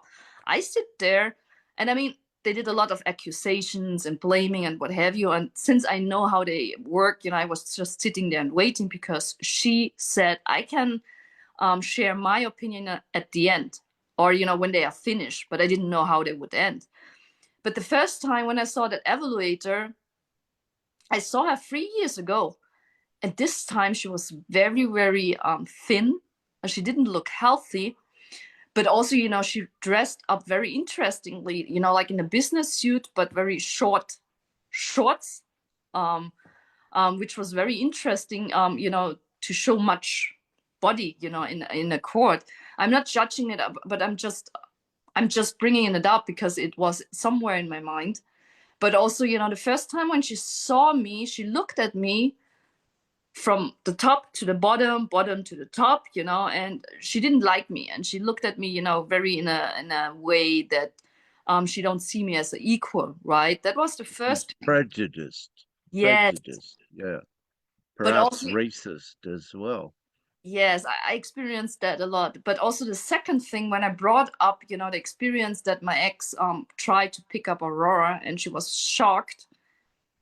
And she was like, she was totally shocked. She started to bite on her nails, was looking at the ex all the time, what's going on, what was completely confused. And the third time when I looked at everyone in court and I said, you are all biased. And the judge looked at me, what are you saying? Who is biased? And I said, well, at least everyone who is involved since the last time, because at this time I had to watch, and also looked at the judge, how she's reacting and processing all the things. But in the moment I said this, the evaluator was so shocked, like a little child. She was so in fear, and she was looking at the judge, and she was like, what are we doing? What are we doing? Literally. And I was like, oh, that's very interesting. She said I'm That is. suicidal and all those kind of things, but I can see that she's clearly not stabilized, But right? this may indicate part of the conspiracy that we see here. Yes, so perhaps the evaluator, perhaps the judge had not only superiority in the court, but perhaps the judge was one of the hid conspirators in what is going on with this. So when the psychological evaluator knew that you knew that this was biased, it put her in a state of stress as well.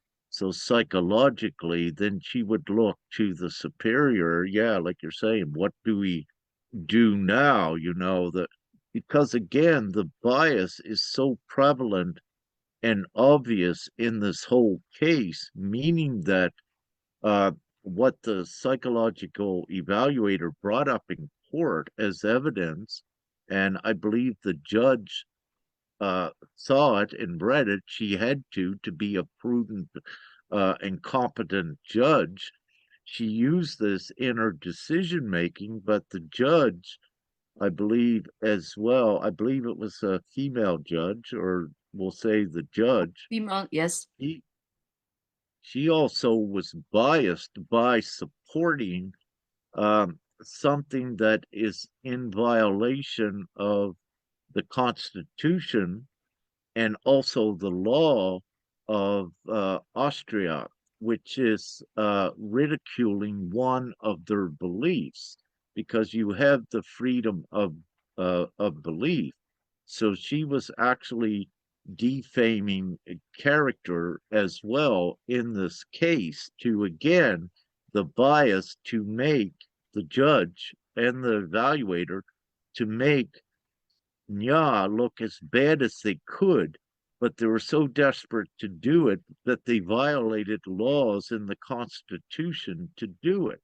So this is why it shows that no psychological evaluator or judge is that stupid uh, to violate law. So what this shows is that it's intentional and that they were very desperate for whatever the desperate reason may be.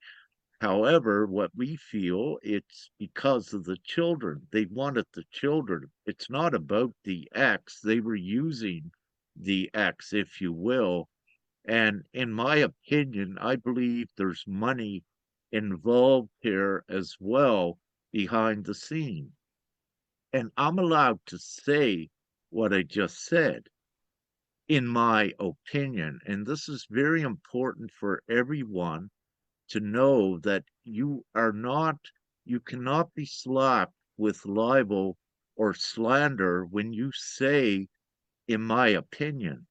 You're allowed your beliefs, you're allowed your suspicion, but also importantly, you cannot be slapped for any libel or slander when you're making allegations that are truth. So it's very important to know this, again, because it's part of your right, but also your obligation. If you know someone is breaking law and you have the incontestable fact, you can say it publicly and truthfully anywhere. And you can name the person as well, that is the involved in the criminal act, because it is your moral duty and obligation as a citizen to expose these criminals. And if the legal system protects them, if the legal system has what you call immunity or impunity, impunity like the judges somewhat in Austria have, that is not an impartial system. It is a biased system because, and it's unjust because there always has to be accountability in an equal justice and justice system.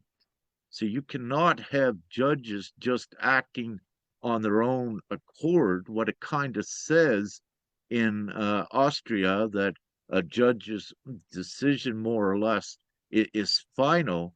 But if the judge breaks the law, as the judges have done in this case, there has to be accountability.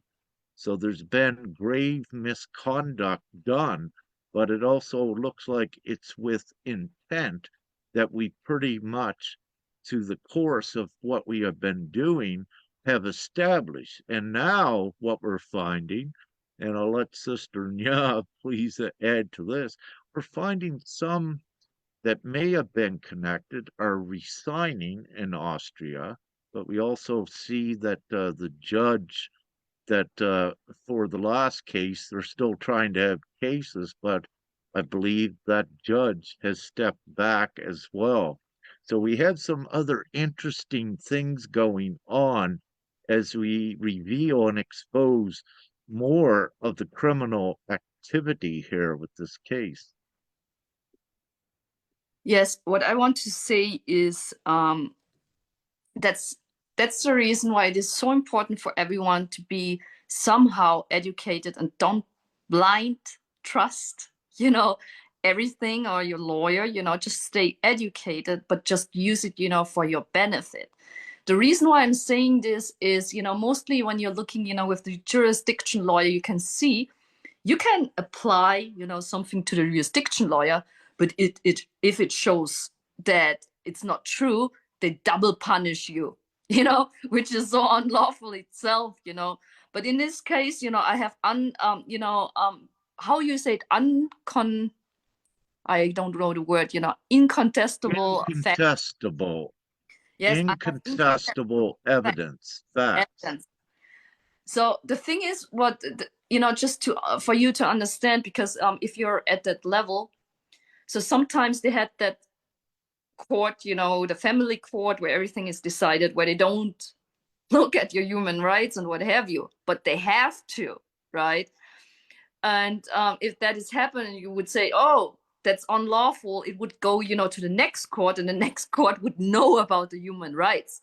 But that's ridiculous, because it's just the same like in a slaughterhouse, which where animals were slaughtered. They just put every process, there are small processes, none of them knows the whole complete process.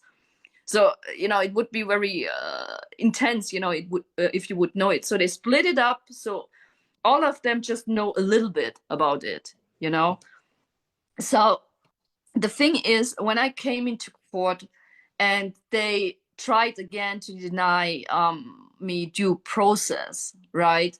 So I was prepared, with some facts as well, but also, I insisted to add this because you are denying me due process, right? And which is also, unlawful, and which is also a crime, right? But also none of us really knows about bias. That was something completely new for I, and that was amazing to know that, because in that point, when they start to accuse me, what I'm trying to say, sometimes when you are there, you try to go into, oh, they accuse me of this and that, and you try to defend yourself and think about it.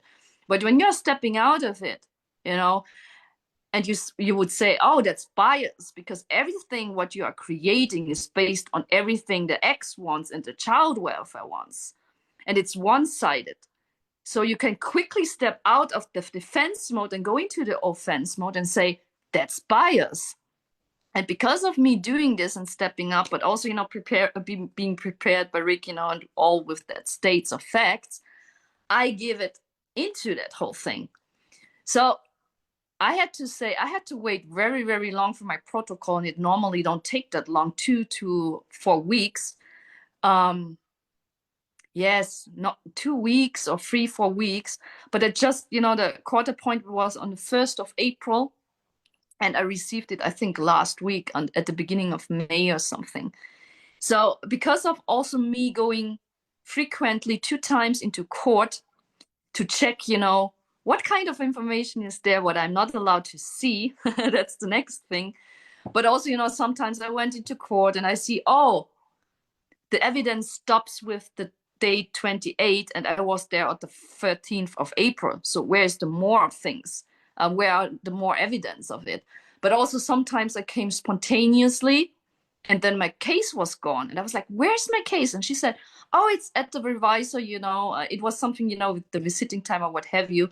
But nevertheless, it left the court. And then I was like, okay, when it's back? And she said 3 weeks. And I was like, okay, no, 2 weeks or something. And then I went back home, and the next day I called her again. And I was like, what was it again with the revise? And she said, I explained it to you yesterday. And I was like, yes, but please explain it to me again. And she said, well, it's back again. Your case is here again. And I was like, But okay, what they did, if I may, yes. what they did is they actually took the court case out to revise it. So they did something with it. They doctored it up, most likely, in my opinion, because in a court, when you're in a court, there is a transcript usually or a write up by a judge. But in a criminal court, there's a transcriber, a scriber that writes what everything happens in court, or it's recorded and then it's written later. So in a court, you'll have the original transcript, then you'll have a transcript that is edited by a judge later. And it's important with any of you in court to get the original transcript and to get the edited version and to compare them to see if the judge omitted anything important out of the original transcript. Because if the judge did do this, it is a tampering with evidence, it's unlawful, it's also an abuse of power and other other unlawful things. So it's important for you to know this. So in this case, where also Sister Nya was denied immediate access to that court transcript, that protocol, and it was taken out and then brought back in. It is at least looking for the word, something funny going on with this, in my opinion, because it's something they were afraid of in there. For example, in the court protocol, it could have been written where Nya's rights were violated, where it was spoken by the judge. But what they might have did is then retracted to take that bias out, to doctor up the evidence, to tamper with the evidence is quite possible. We don't know yet, but we're still looking into this because we have documented things that are irregular and unlawful with this. Now, with lawyers, what we need to say is that lawyers are part of a bar association, which is connected to the justice system in any country. And what I will say is that a lawyer's career is at risk if they confront the legal system, that they are singled out and also they lose their job, if you will. And the reason I bring this up is that lawyers know the law, they witness criminal and unlawful things, yet in the past they're afraid to confront the legal system or bring it up in a case. And where this is, then justice is not served. So what I need to say, any lawyer that stands up for justice is usually barred from the bar. They're put out of the system, and then they're unable to come in to support ones in the legal system.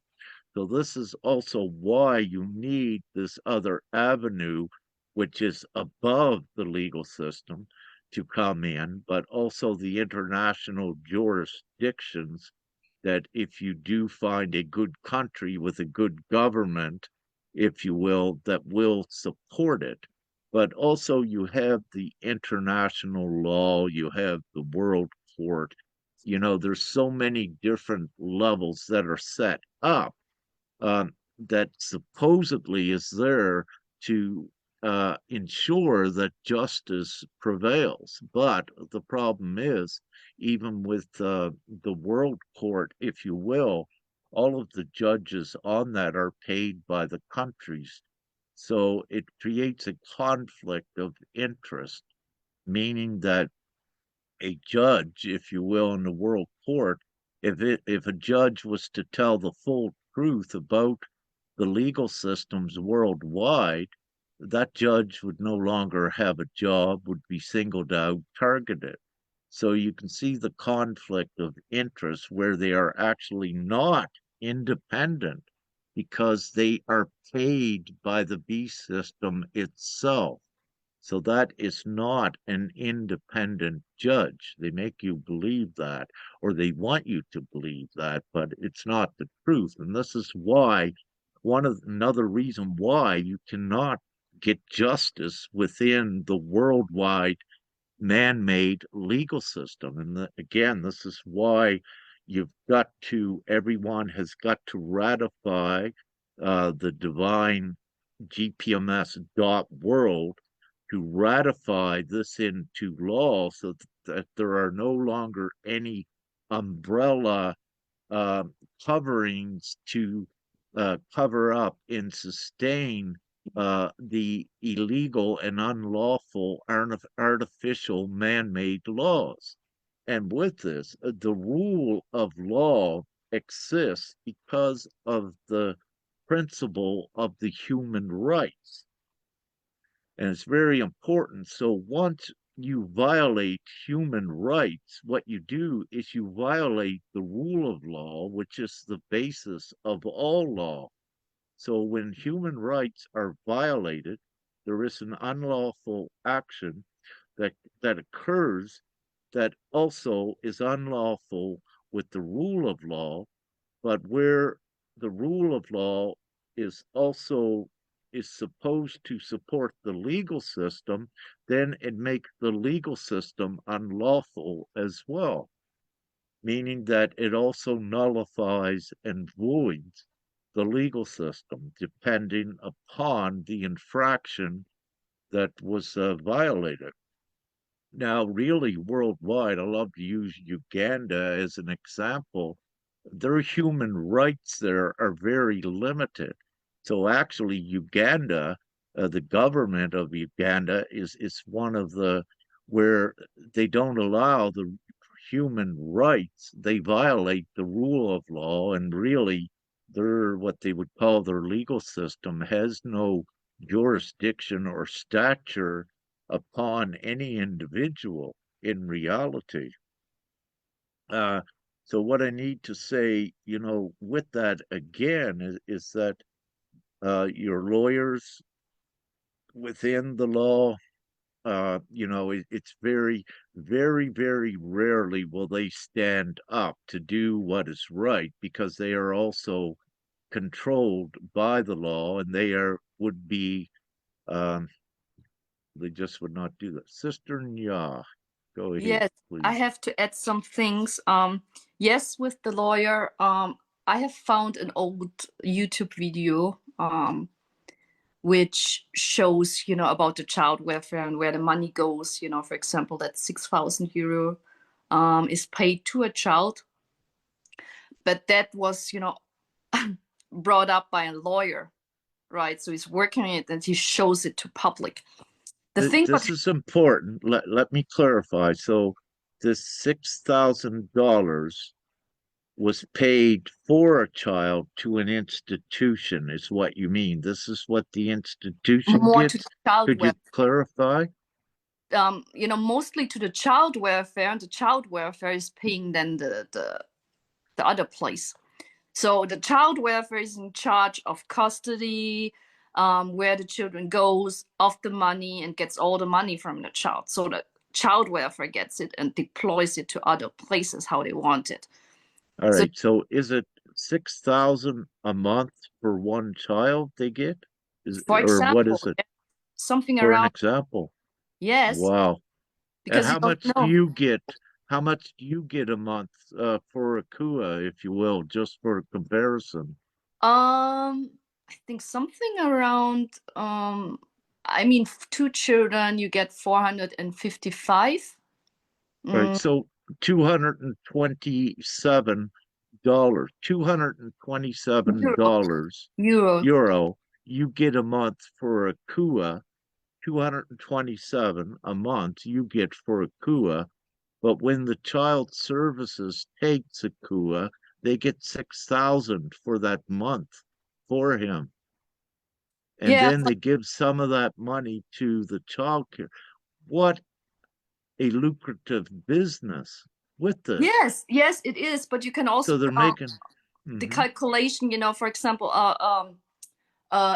psychological evaluator will get 3 to 5 thousand for evaluation.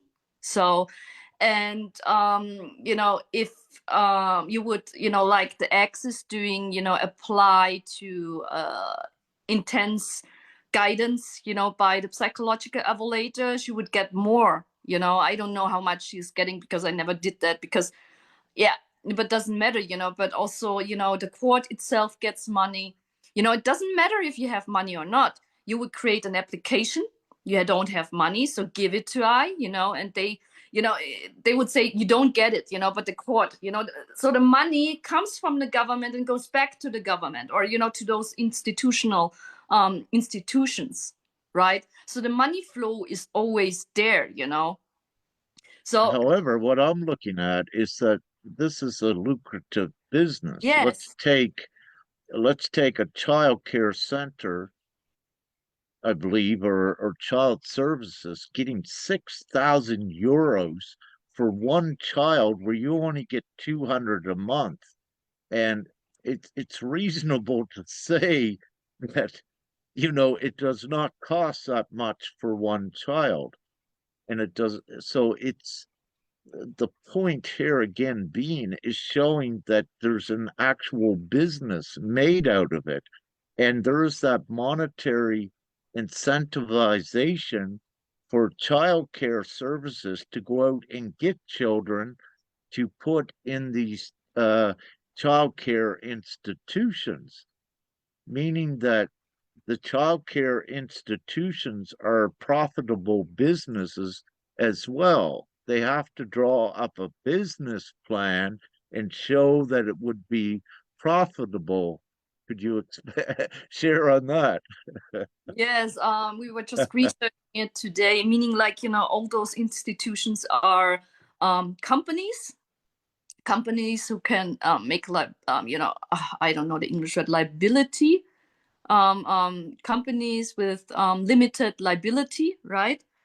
So before you can do something like that, it's normally in Austria, you have to create a business plan and then you have to make a calculation to show how profitable it is. So it has to be profitable to be run. But in this case, if it is a crisis intervention center, she would have to know at least, the number to do those kind of calculation, to bring it forward. So, again, so they are showing how profitable it is, and how many children are taking away. For example, So to put these are center. so these child care or crisis centers are actually corporations then, they're businesses, and they have to roll over a profit, meaning that if they didn't have any children, there wouldn't be any profit. Yes, exactly. So, so then there is the monetary incentivization for the child care services to supply these corporations with children so that they make the profitable business of it. So what you have then, for example, if a child comes to school, because the schools also get paid, if a child has a bruise on them that happened innocently, that if they fell, the school, because they know they get money, would say to child services, oh, this one got a bruise on them. Then child services would come in with the intent to get that child to put it in that center so that they can make the money to make it profitable. So this is what you're seeing as well, what is occurring.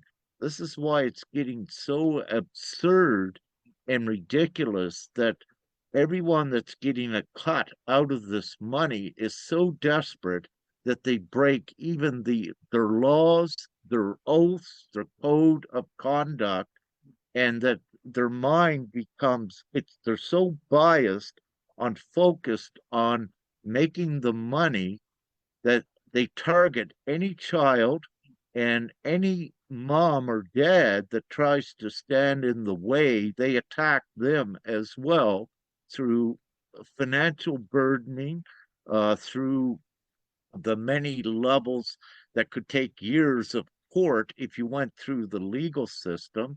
So everything is designed to disempower the mom and dad fully so that they can snatch the children because it's a profitable business. So it's very, very sick at what they're doing, but also you look at it that there's that monetary incentive that is there, but you also look at the government concessions, which is rewarding it. So it's the government that is rewarding them the money when they take the children. So you have this huge connection of crime that they're actually making a business off of taking children. And without them taking children, there would be no business. Yes, So that's why they concoct and manipulate and make stories. Because also, if a child care worker, for example, could not get any children for the year, she would not have a job, or him. He would not have a job. But also, with that, there could be, in my opinion, as well, what we would call under the table money circulating to make it even more profitable so that they would take the children and be as desperate as they are in this case to get the children that they break all of their or a lot of their own laws. Go ahead. yes, in my opinion, it's the same. What you can see here, that's the reason why they have so much power, because they controlling the children and controlling the money flow. Because at one point, we have a lot of debt in Austria, but on the one hand, on the other hand, a lot of money is flowing back into that whole thing with the children instead of improving the court and the law systems. So that doesn't make any sense, or supporting mothers, single mothers or what have you, to improve the whole situation rather than Right. They traumatizing wouldn't and taking want that. children Yeah, they away. don't want to support moms Yes, and dads. Yeah, they don't want to do that. Their actual agenda is to make them look as bad as possible because it's about the children. Yeah. So instead of assisting, let's say some moms that might be going through a typical difficult time in their lives, it occurs regularly. Instead of supporting and assisting, no, they use it as a venue to steal the children, which yes. is sick. Also, It's when sadistic. yes, also when you are looking for help, they use everything to take away the children, or to put you into a psychological clinic, if you would fight for the child. So what I also want to add, because of the protocol you brought up, what I didn't know back then when you talked about it, because that is something completely new, but what I figured out with the family court, you can request for full documentation or transcriber, you can do that. But it's mostly, they would deny you, because then everything is recorded, right? So what I did was I tried to contact her to get the original recording from her. But then everything, I don't know if it was the reception or something, and then it broke, right? The connection broke. But when I later went into court, I saw she was writing down that I called her to get the transcript, and she didn't know if I recording her or not. And I think she wrote something. I'm not quite sure if she hung up, or the connection was gone, but she said it was something weird, and she feels like she was recorded. So meaning Well, like, she didn't pick it up afterwards. So that was the reason. well, this is very important. See, any time that someone doesn't want to be recorded, it can possibly mean that they have something to conceal. And if they have something to conceal, this is not transparency, which is in alignment with equal justice. It actually could be an indicator of injustice going on. For example, what I do, I write lots of posts, on Facebook, Telegram, and wherever else. And I do, I speak publicly on Facebook and for GPMS and on Telegram. But what I say is to anyone, you always can freely record anything I say. You can always copy anything I write. And the reasons for this is because I always write truth. There is nothing to hide, nothing to conceal. And if anyone wants to question anything, I am here to answer it. And this is the way that a impartial, equal justice system should be. There should not be any concealing, because if you begin to conceal, that means you have something to hide, that you're not in full truth. Yes, she denied it the last time when I was in court. I asked her if I can record it, and she said no. But also, I had the witness there, and she remember. She always remembers this. I already forgot it. It was at the beginning of the court, and she was like, "That whole case is about the full custody." And I would, and she said something, there will be only one parent who would get the full custody. And then she turned around and looked at me and she said, "You will not be the one who get the custody," which is totally biased and not objective, right? And I had someone there, who can witness that. There were several things, she looked at me and she's like, "Now you know how the father felt," right? And there were several things to it. I know, like he brought up a lot of old things. You just brought this up. So you had the judge attacking you, but let's Yes. look at the evidence for a moment that the judge had, what she was using. They chose to use only the evidence, again, from the X, from the masculine, which was, it contained lies and it created a bias. So, with this, also, it's very important.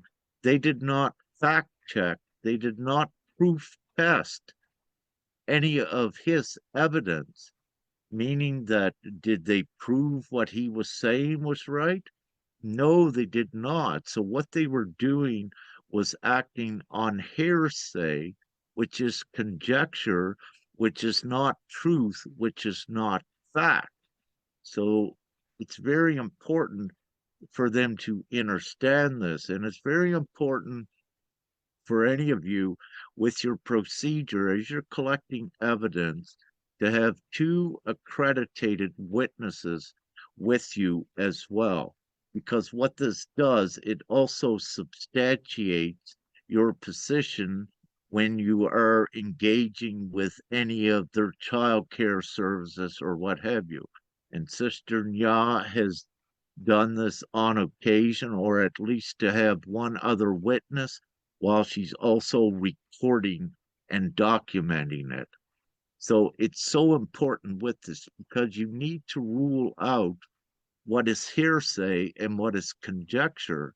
in any court of law cannot make a decision on hearsay, especially from one side, if it's not proven, because it's not factual.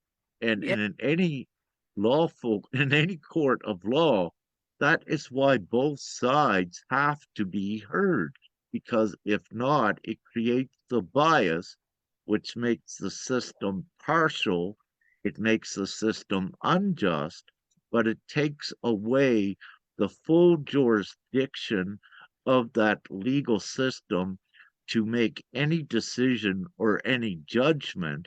And if it tries, their judgment is null and void because it's not based on facts that were available, or it's not proven facts and evidence.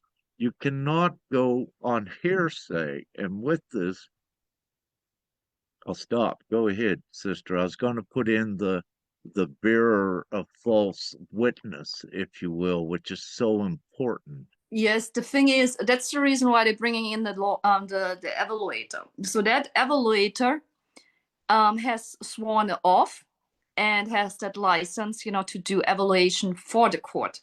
So by them feeding the evaluator information, so she can write a biased evaluation. So they can say, okay, we trust her and we take everything that she's saying, or another clinical evaluator or what have you, because they are somehow, connected with court or what have you. So that's the reason, with that bias evaluation and everything. So what I then, the thing is, what we have achieved here is because of my witness there, because of me knowing specific kind of laws, because me putting, the state of facts there, because me already standing up in the past, they felt me, they looked at me, more as a threat, right? Because I do know what's going on, and they tried to suppress me, but they couldn't, right? So they always try to find something. So, but also, they try to make me aggressive, and it doesn't it didn't happen, right? So what I did then, at the least, because they were always, like very unfriendly and harsh to I, and trying to demotivize and diminish I, by telling me I don't get it, I don't get custody and what have you, right? I was just myself. And then I said, you are all biased. And then again, she tried to frighten me. What are you saying? Are you saying me? And I said, at least everyone who is involved since the past, I have to evaluate this, which I did had to do, because it's quite a lot, right? And then, afterwards, when I left the court, I was like, well, I felt like, because divinely I had to change the whole strategy, right? I had two kinds of state effects, the higher one and the lower one, but higher than their stuff, right? So, which I can show them directly for what they would be punished, right? Because of everything that I got, right? And they were always laughing at me when I said, you are involved in the crime and what have you, and they are not educated. But afterwards, I went out, at the first I thought, I totally failed, but I was divinely instructed to do whatever I did, right? And then after a while, I just figured out, and I got the information, as a judge, if you are biased, you have to report yourself and step back.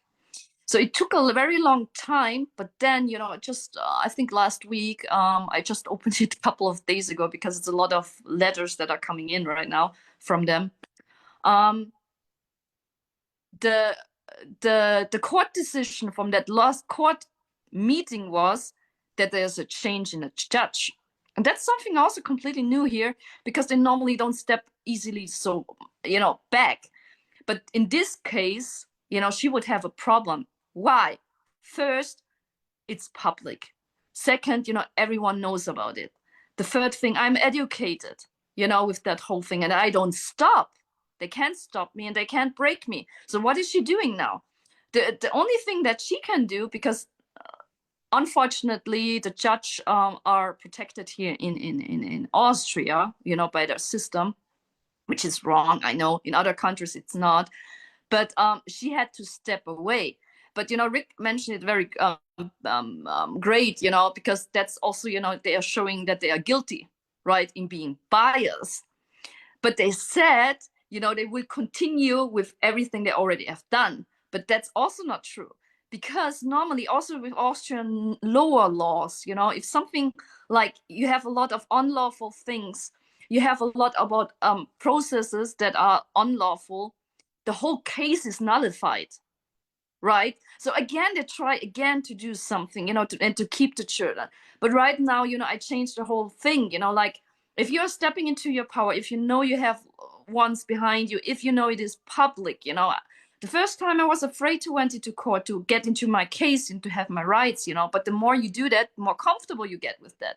But then everything changed, because now they are threatened by I coming into, and watching them, right?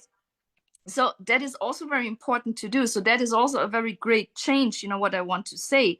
But also the next thing is by us sending a lot of emails and letters to all leaders in Austria, states, police, courts, and what have you, because if they are doing unlawful things, in Austria you're allowed to also, to blame the republic itself, because really they have, I also totally forgot it. Rick reminded me, the police, the court, they should be here to protect your rights and to protect and to assist you and not to suppress you.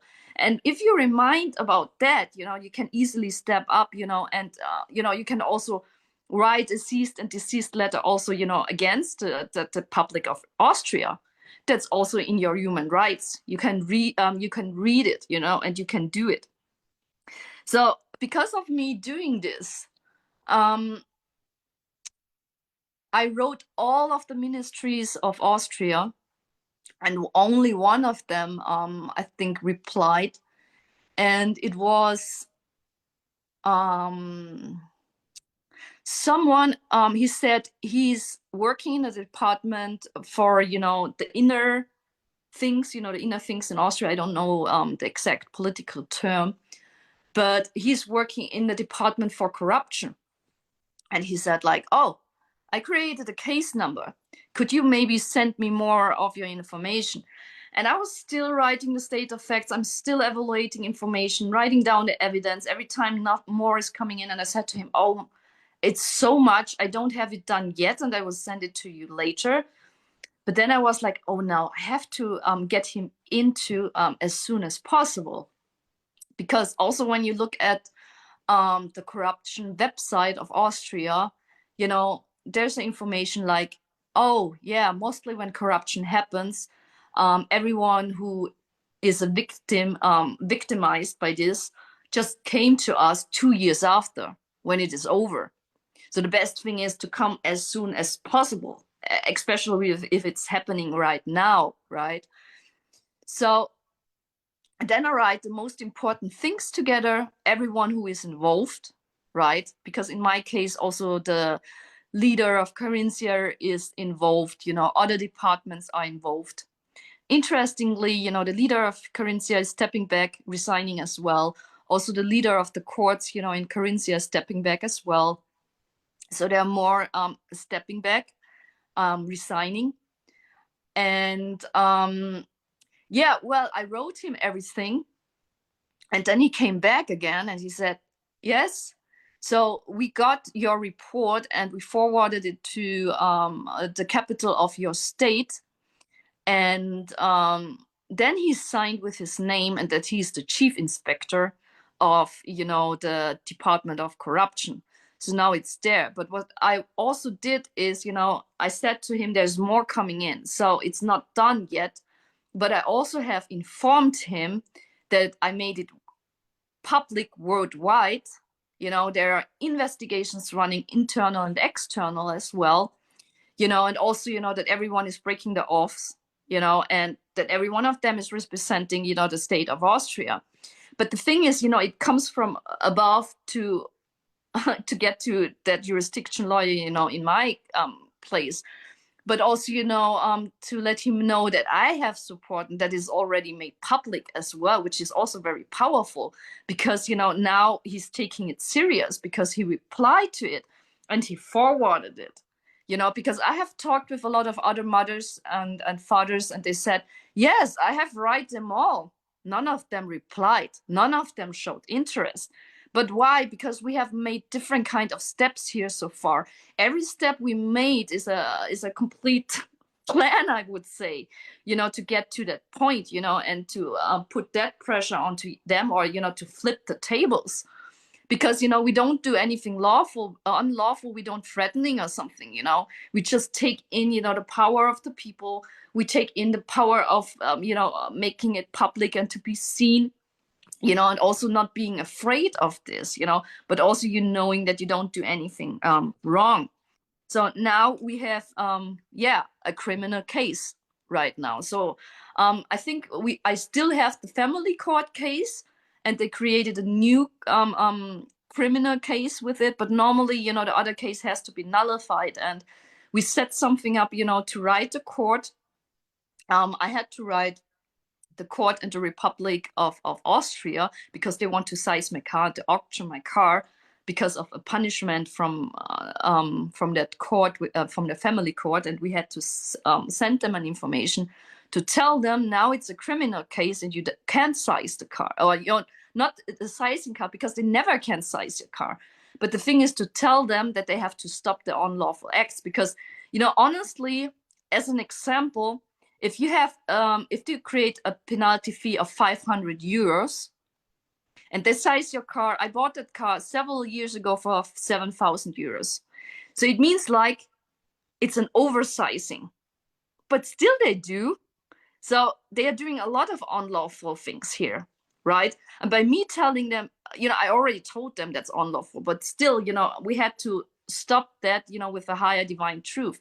But I have also, again, wrote the jurisdiction law or the chief inspector, to assist with returning the children, but also informing him that we would take, international action or universal action as well, and that we need his assistance, to gather the insurance information.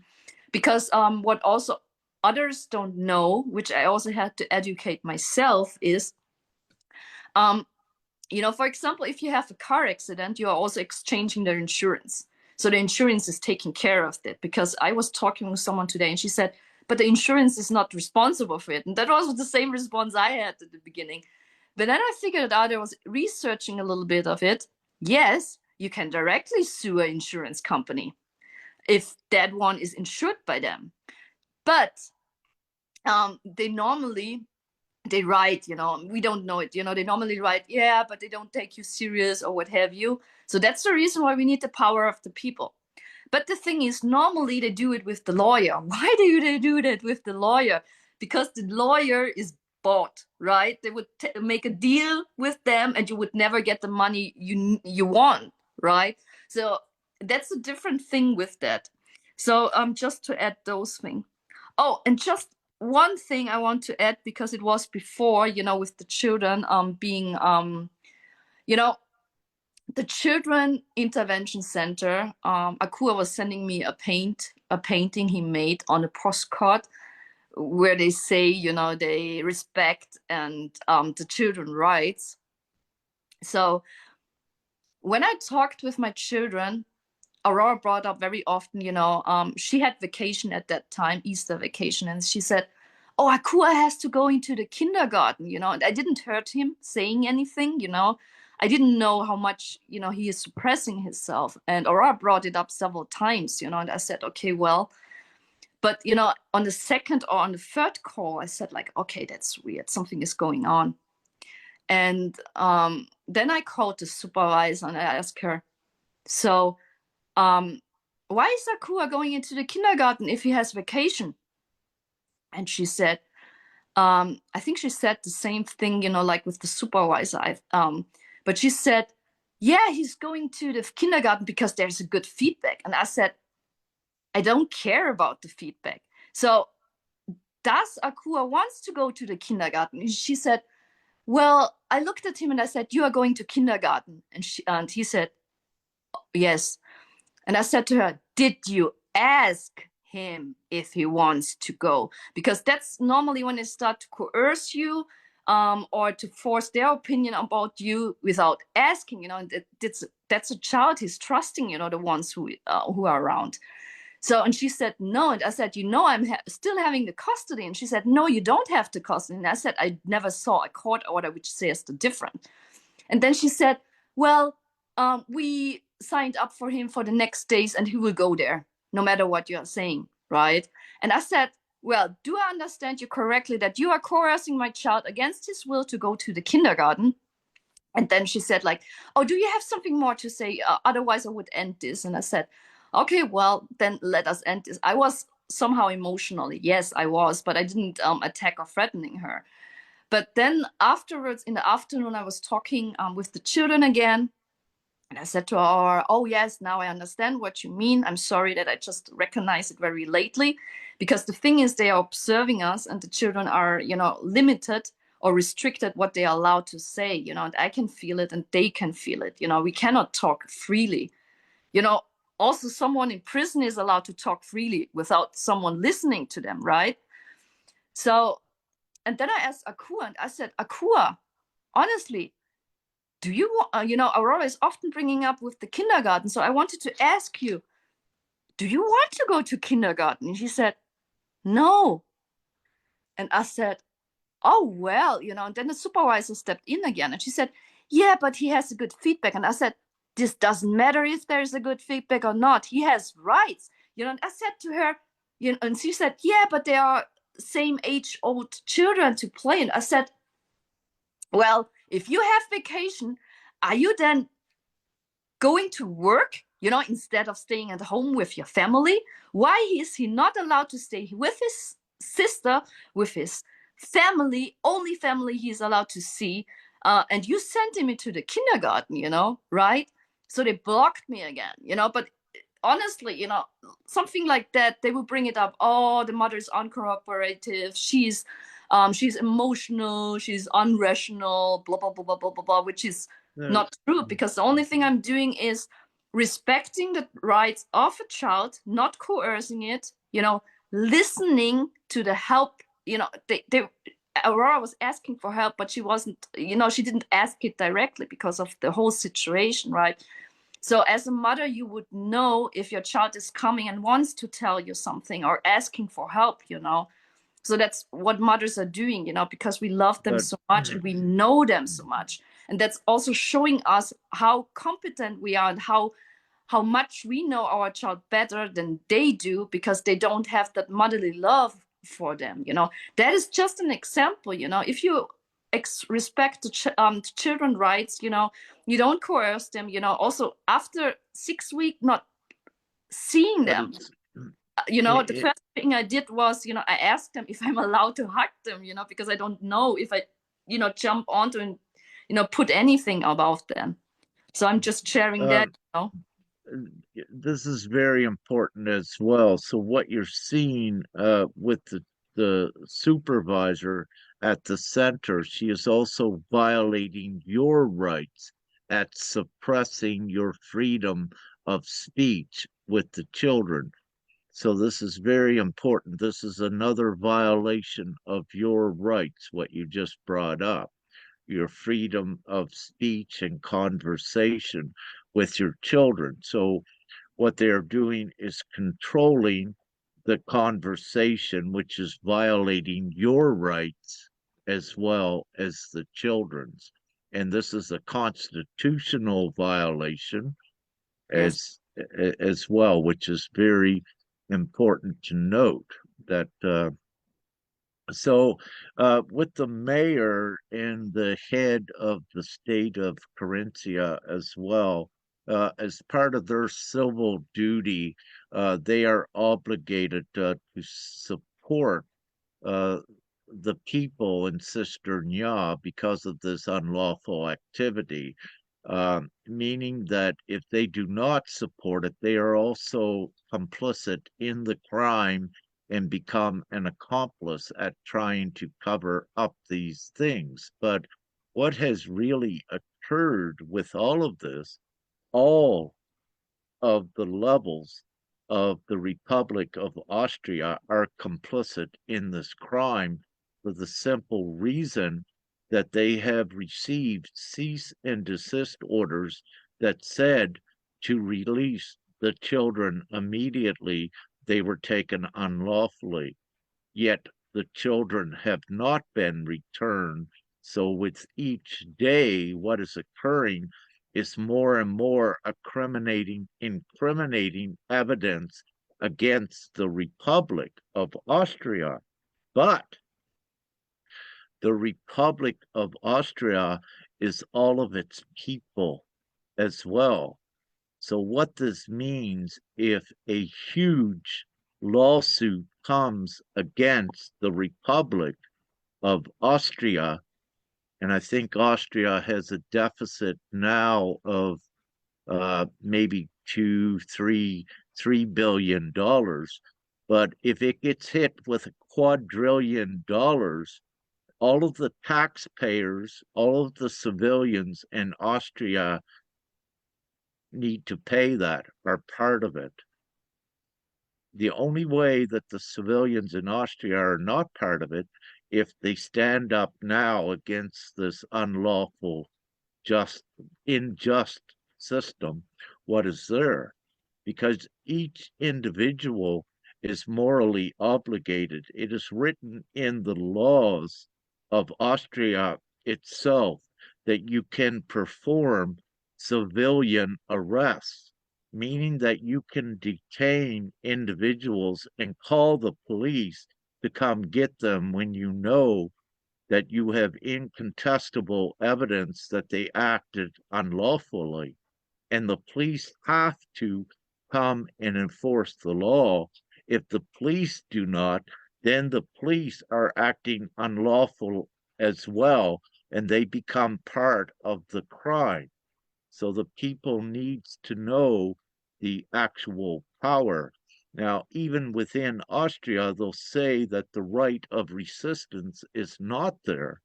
However, the right of resistance is always there, no matter what country you are in, because in times of tyranny, it becomes the moral obligation and responsibility of the public to end these injustices. And again, it goes back to the rule of law. So it cannot be what is here with Austria right at this time. This is very serious for every civilian of Austria. You need to know what is occurring, but you need to know what your obligations are as well.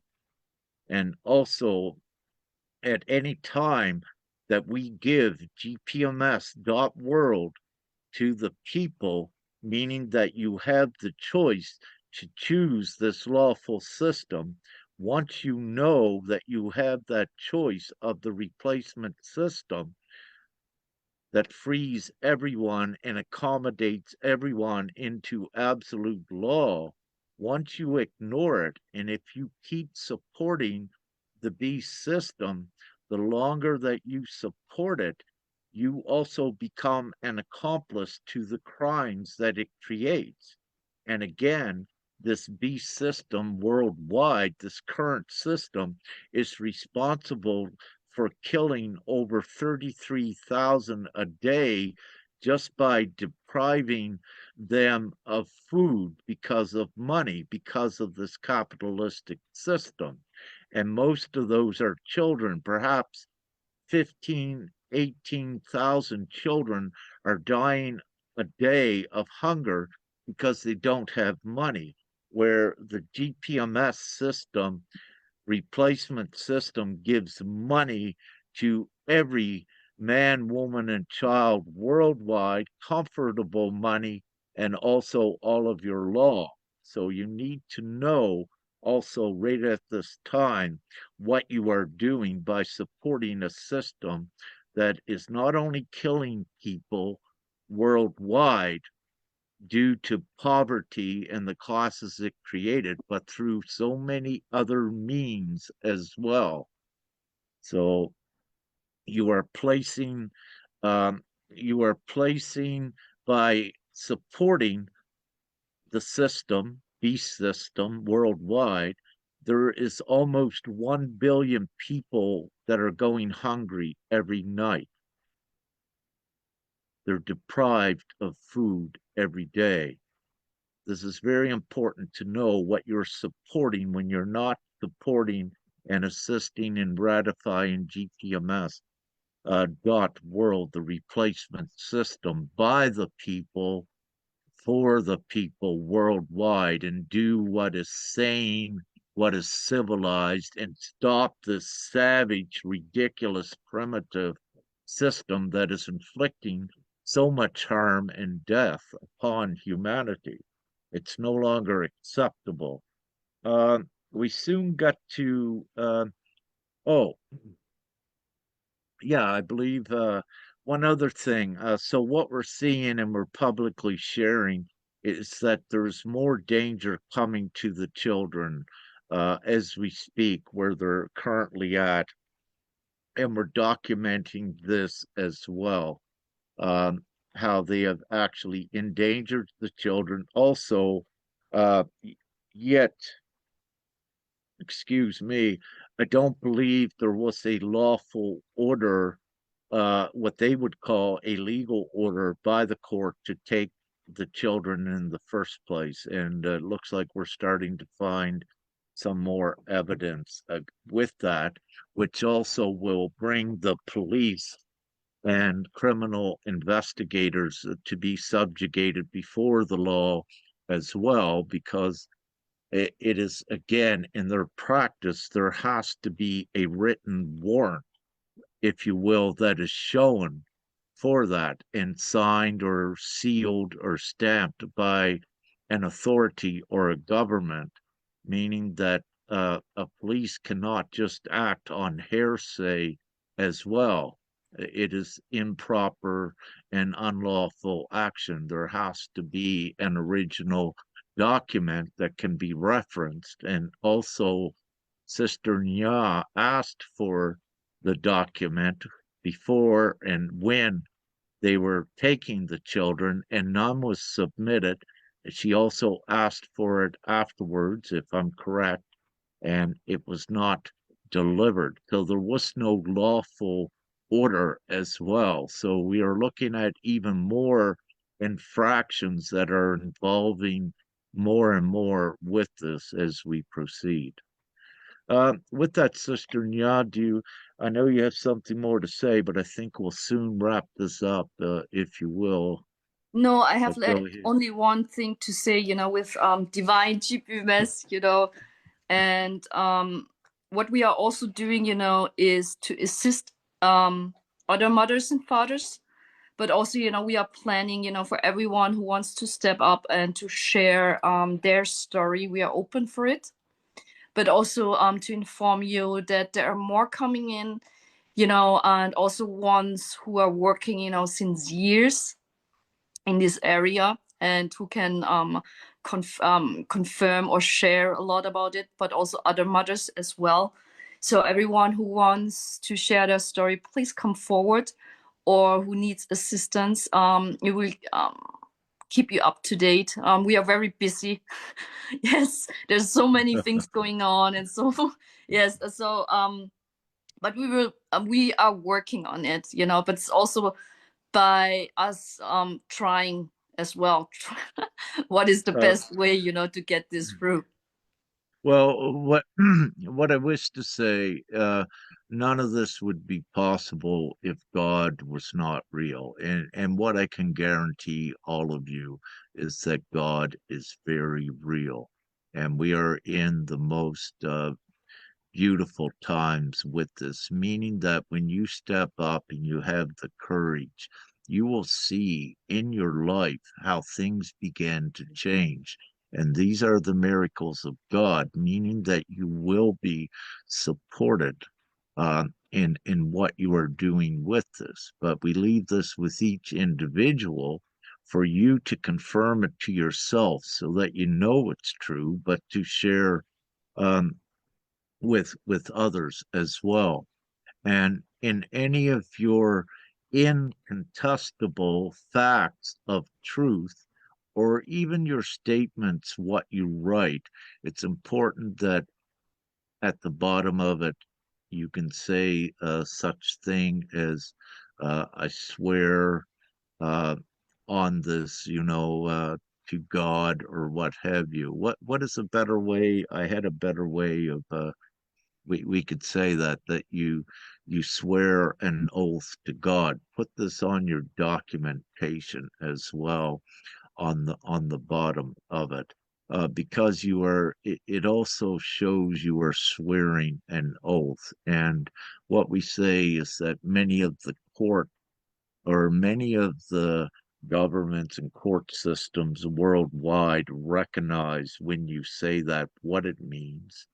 Uh, so it supports that you are in your truth, you are serious, and you are making an oath before God that it's real and it's true what you are saying.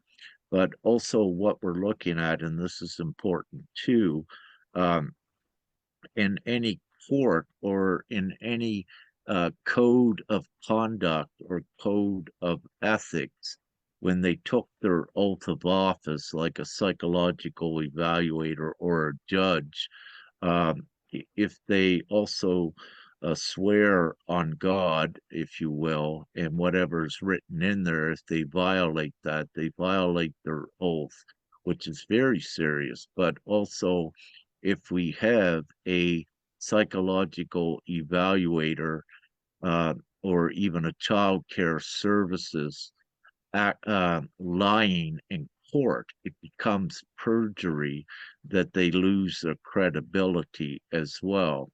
For example, in Ya's case, we could say lightly, when the judge asked the child care services, Claudia, if there was anything she wanted to add um, or could add to the evidence while she was in receipt of what Nya had told her about the violence from the act, where she said no, there was nothing to add.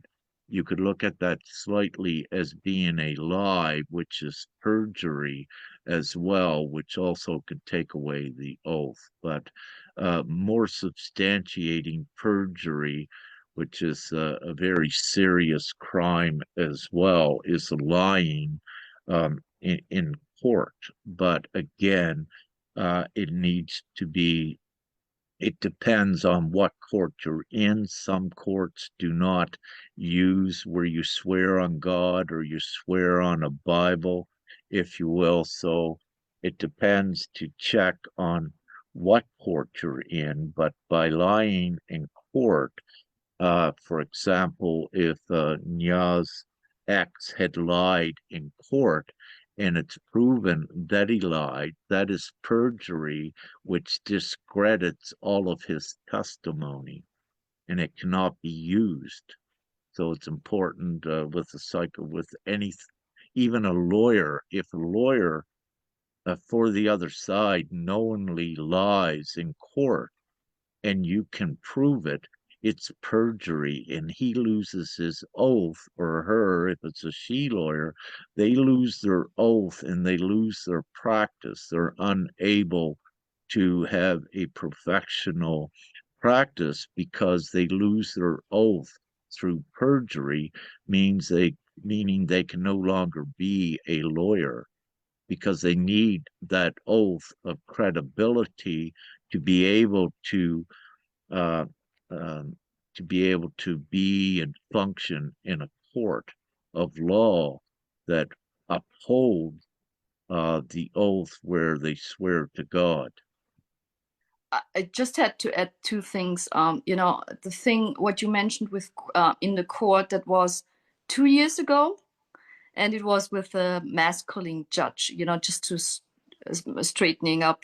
Because that she said she has nothing About to add. what That are was, you referring? Oh, all right. yeah, where she said she has nothing to add. That was I think 2 years ago. When I stepped out of court because everyone was so biased and went against me. So that's the thing.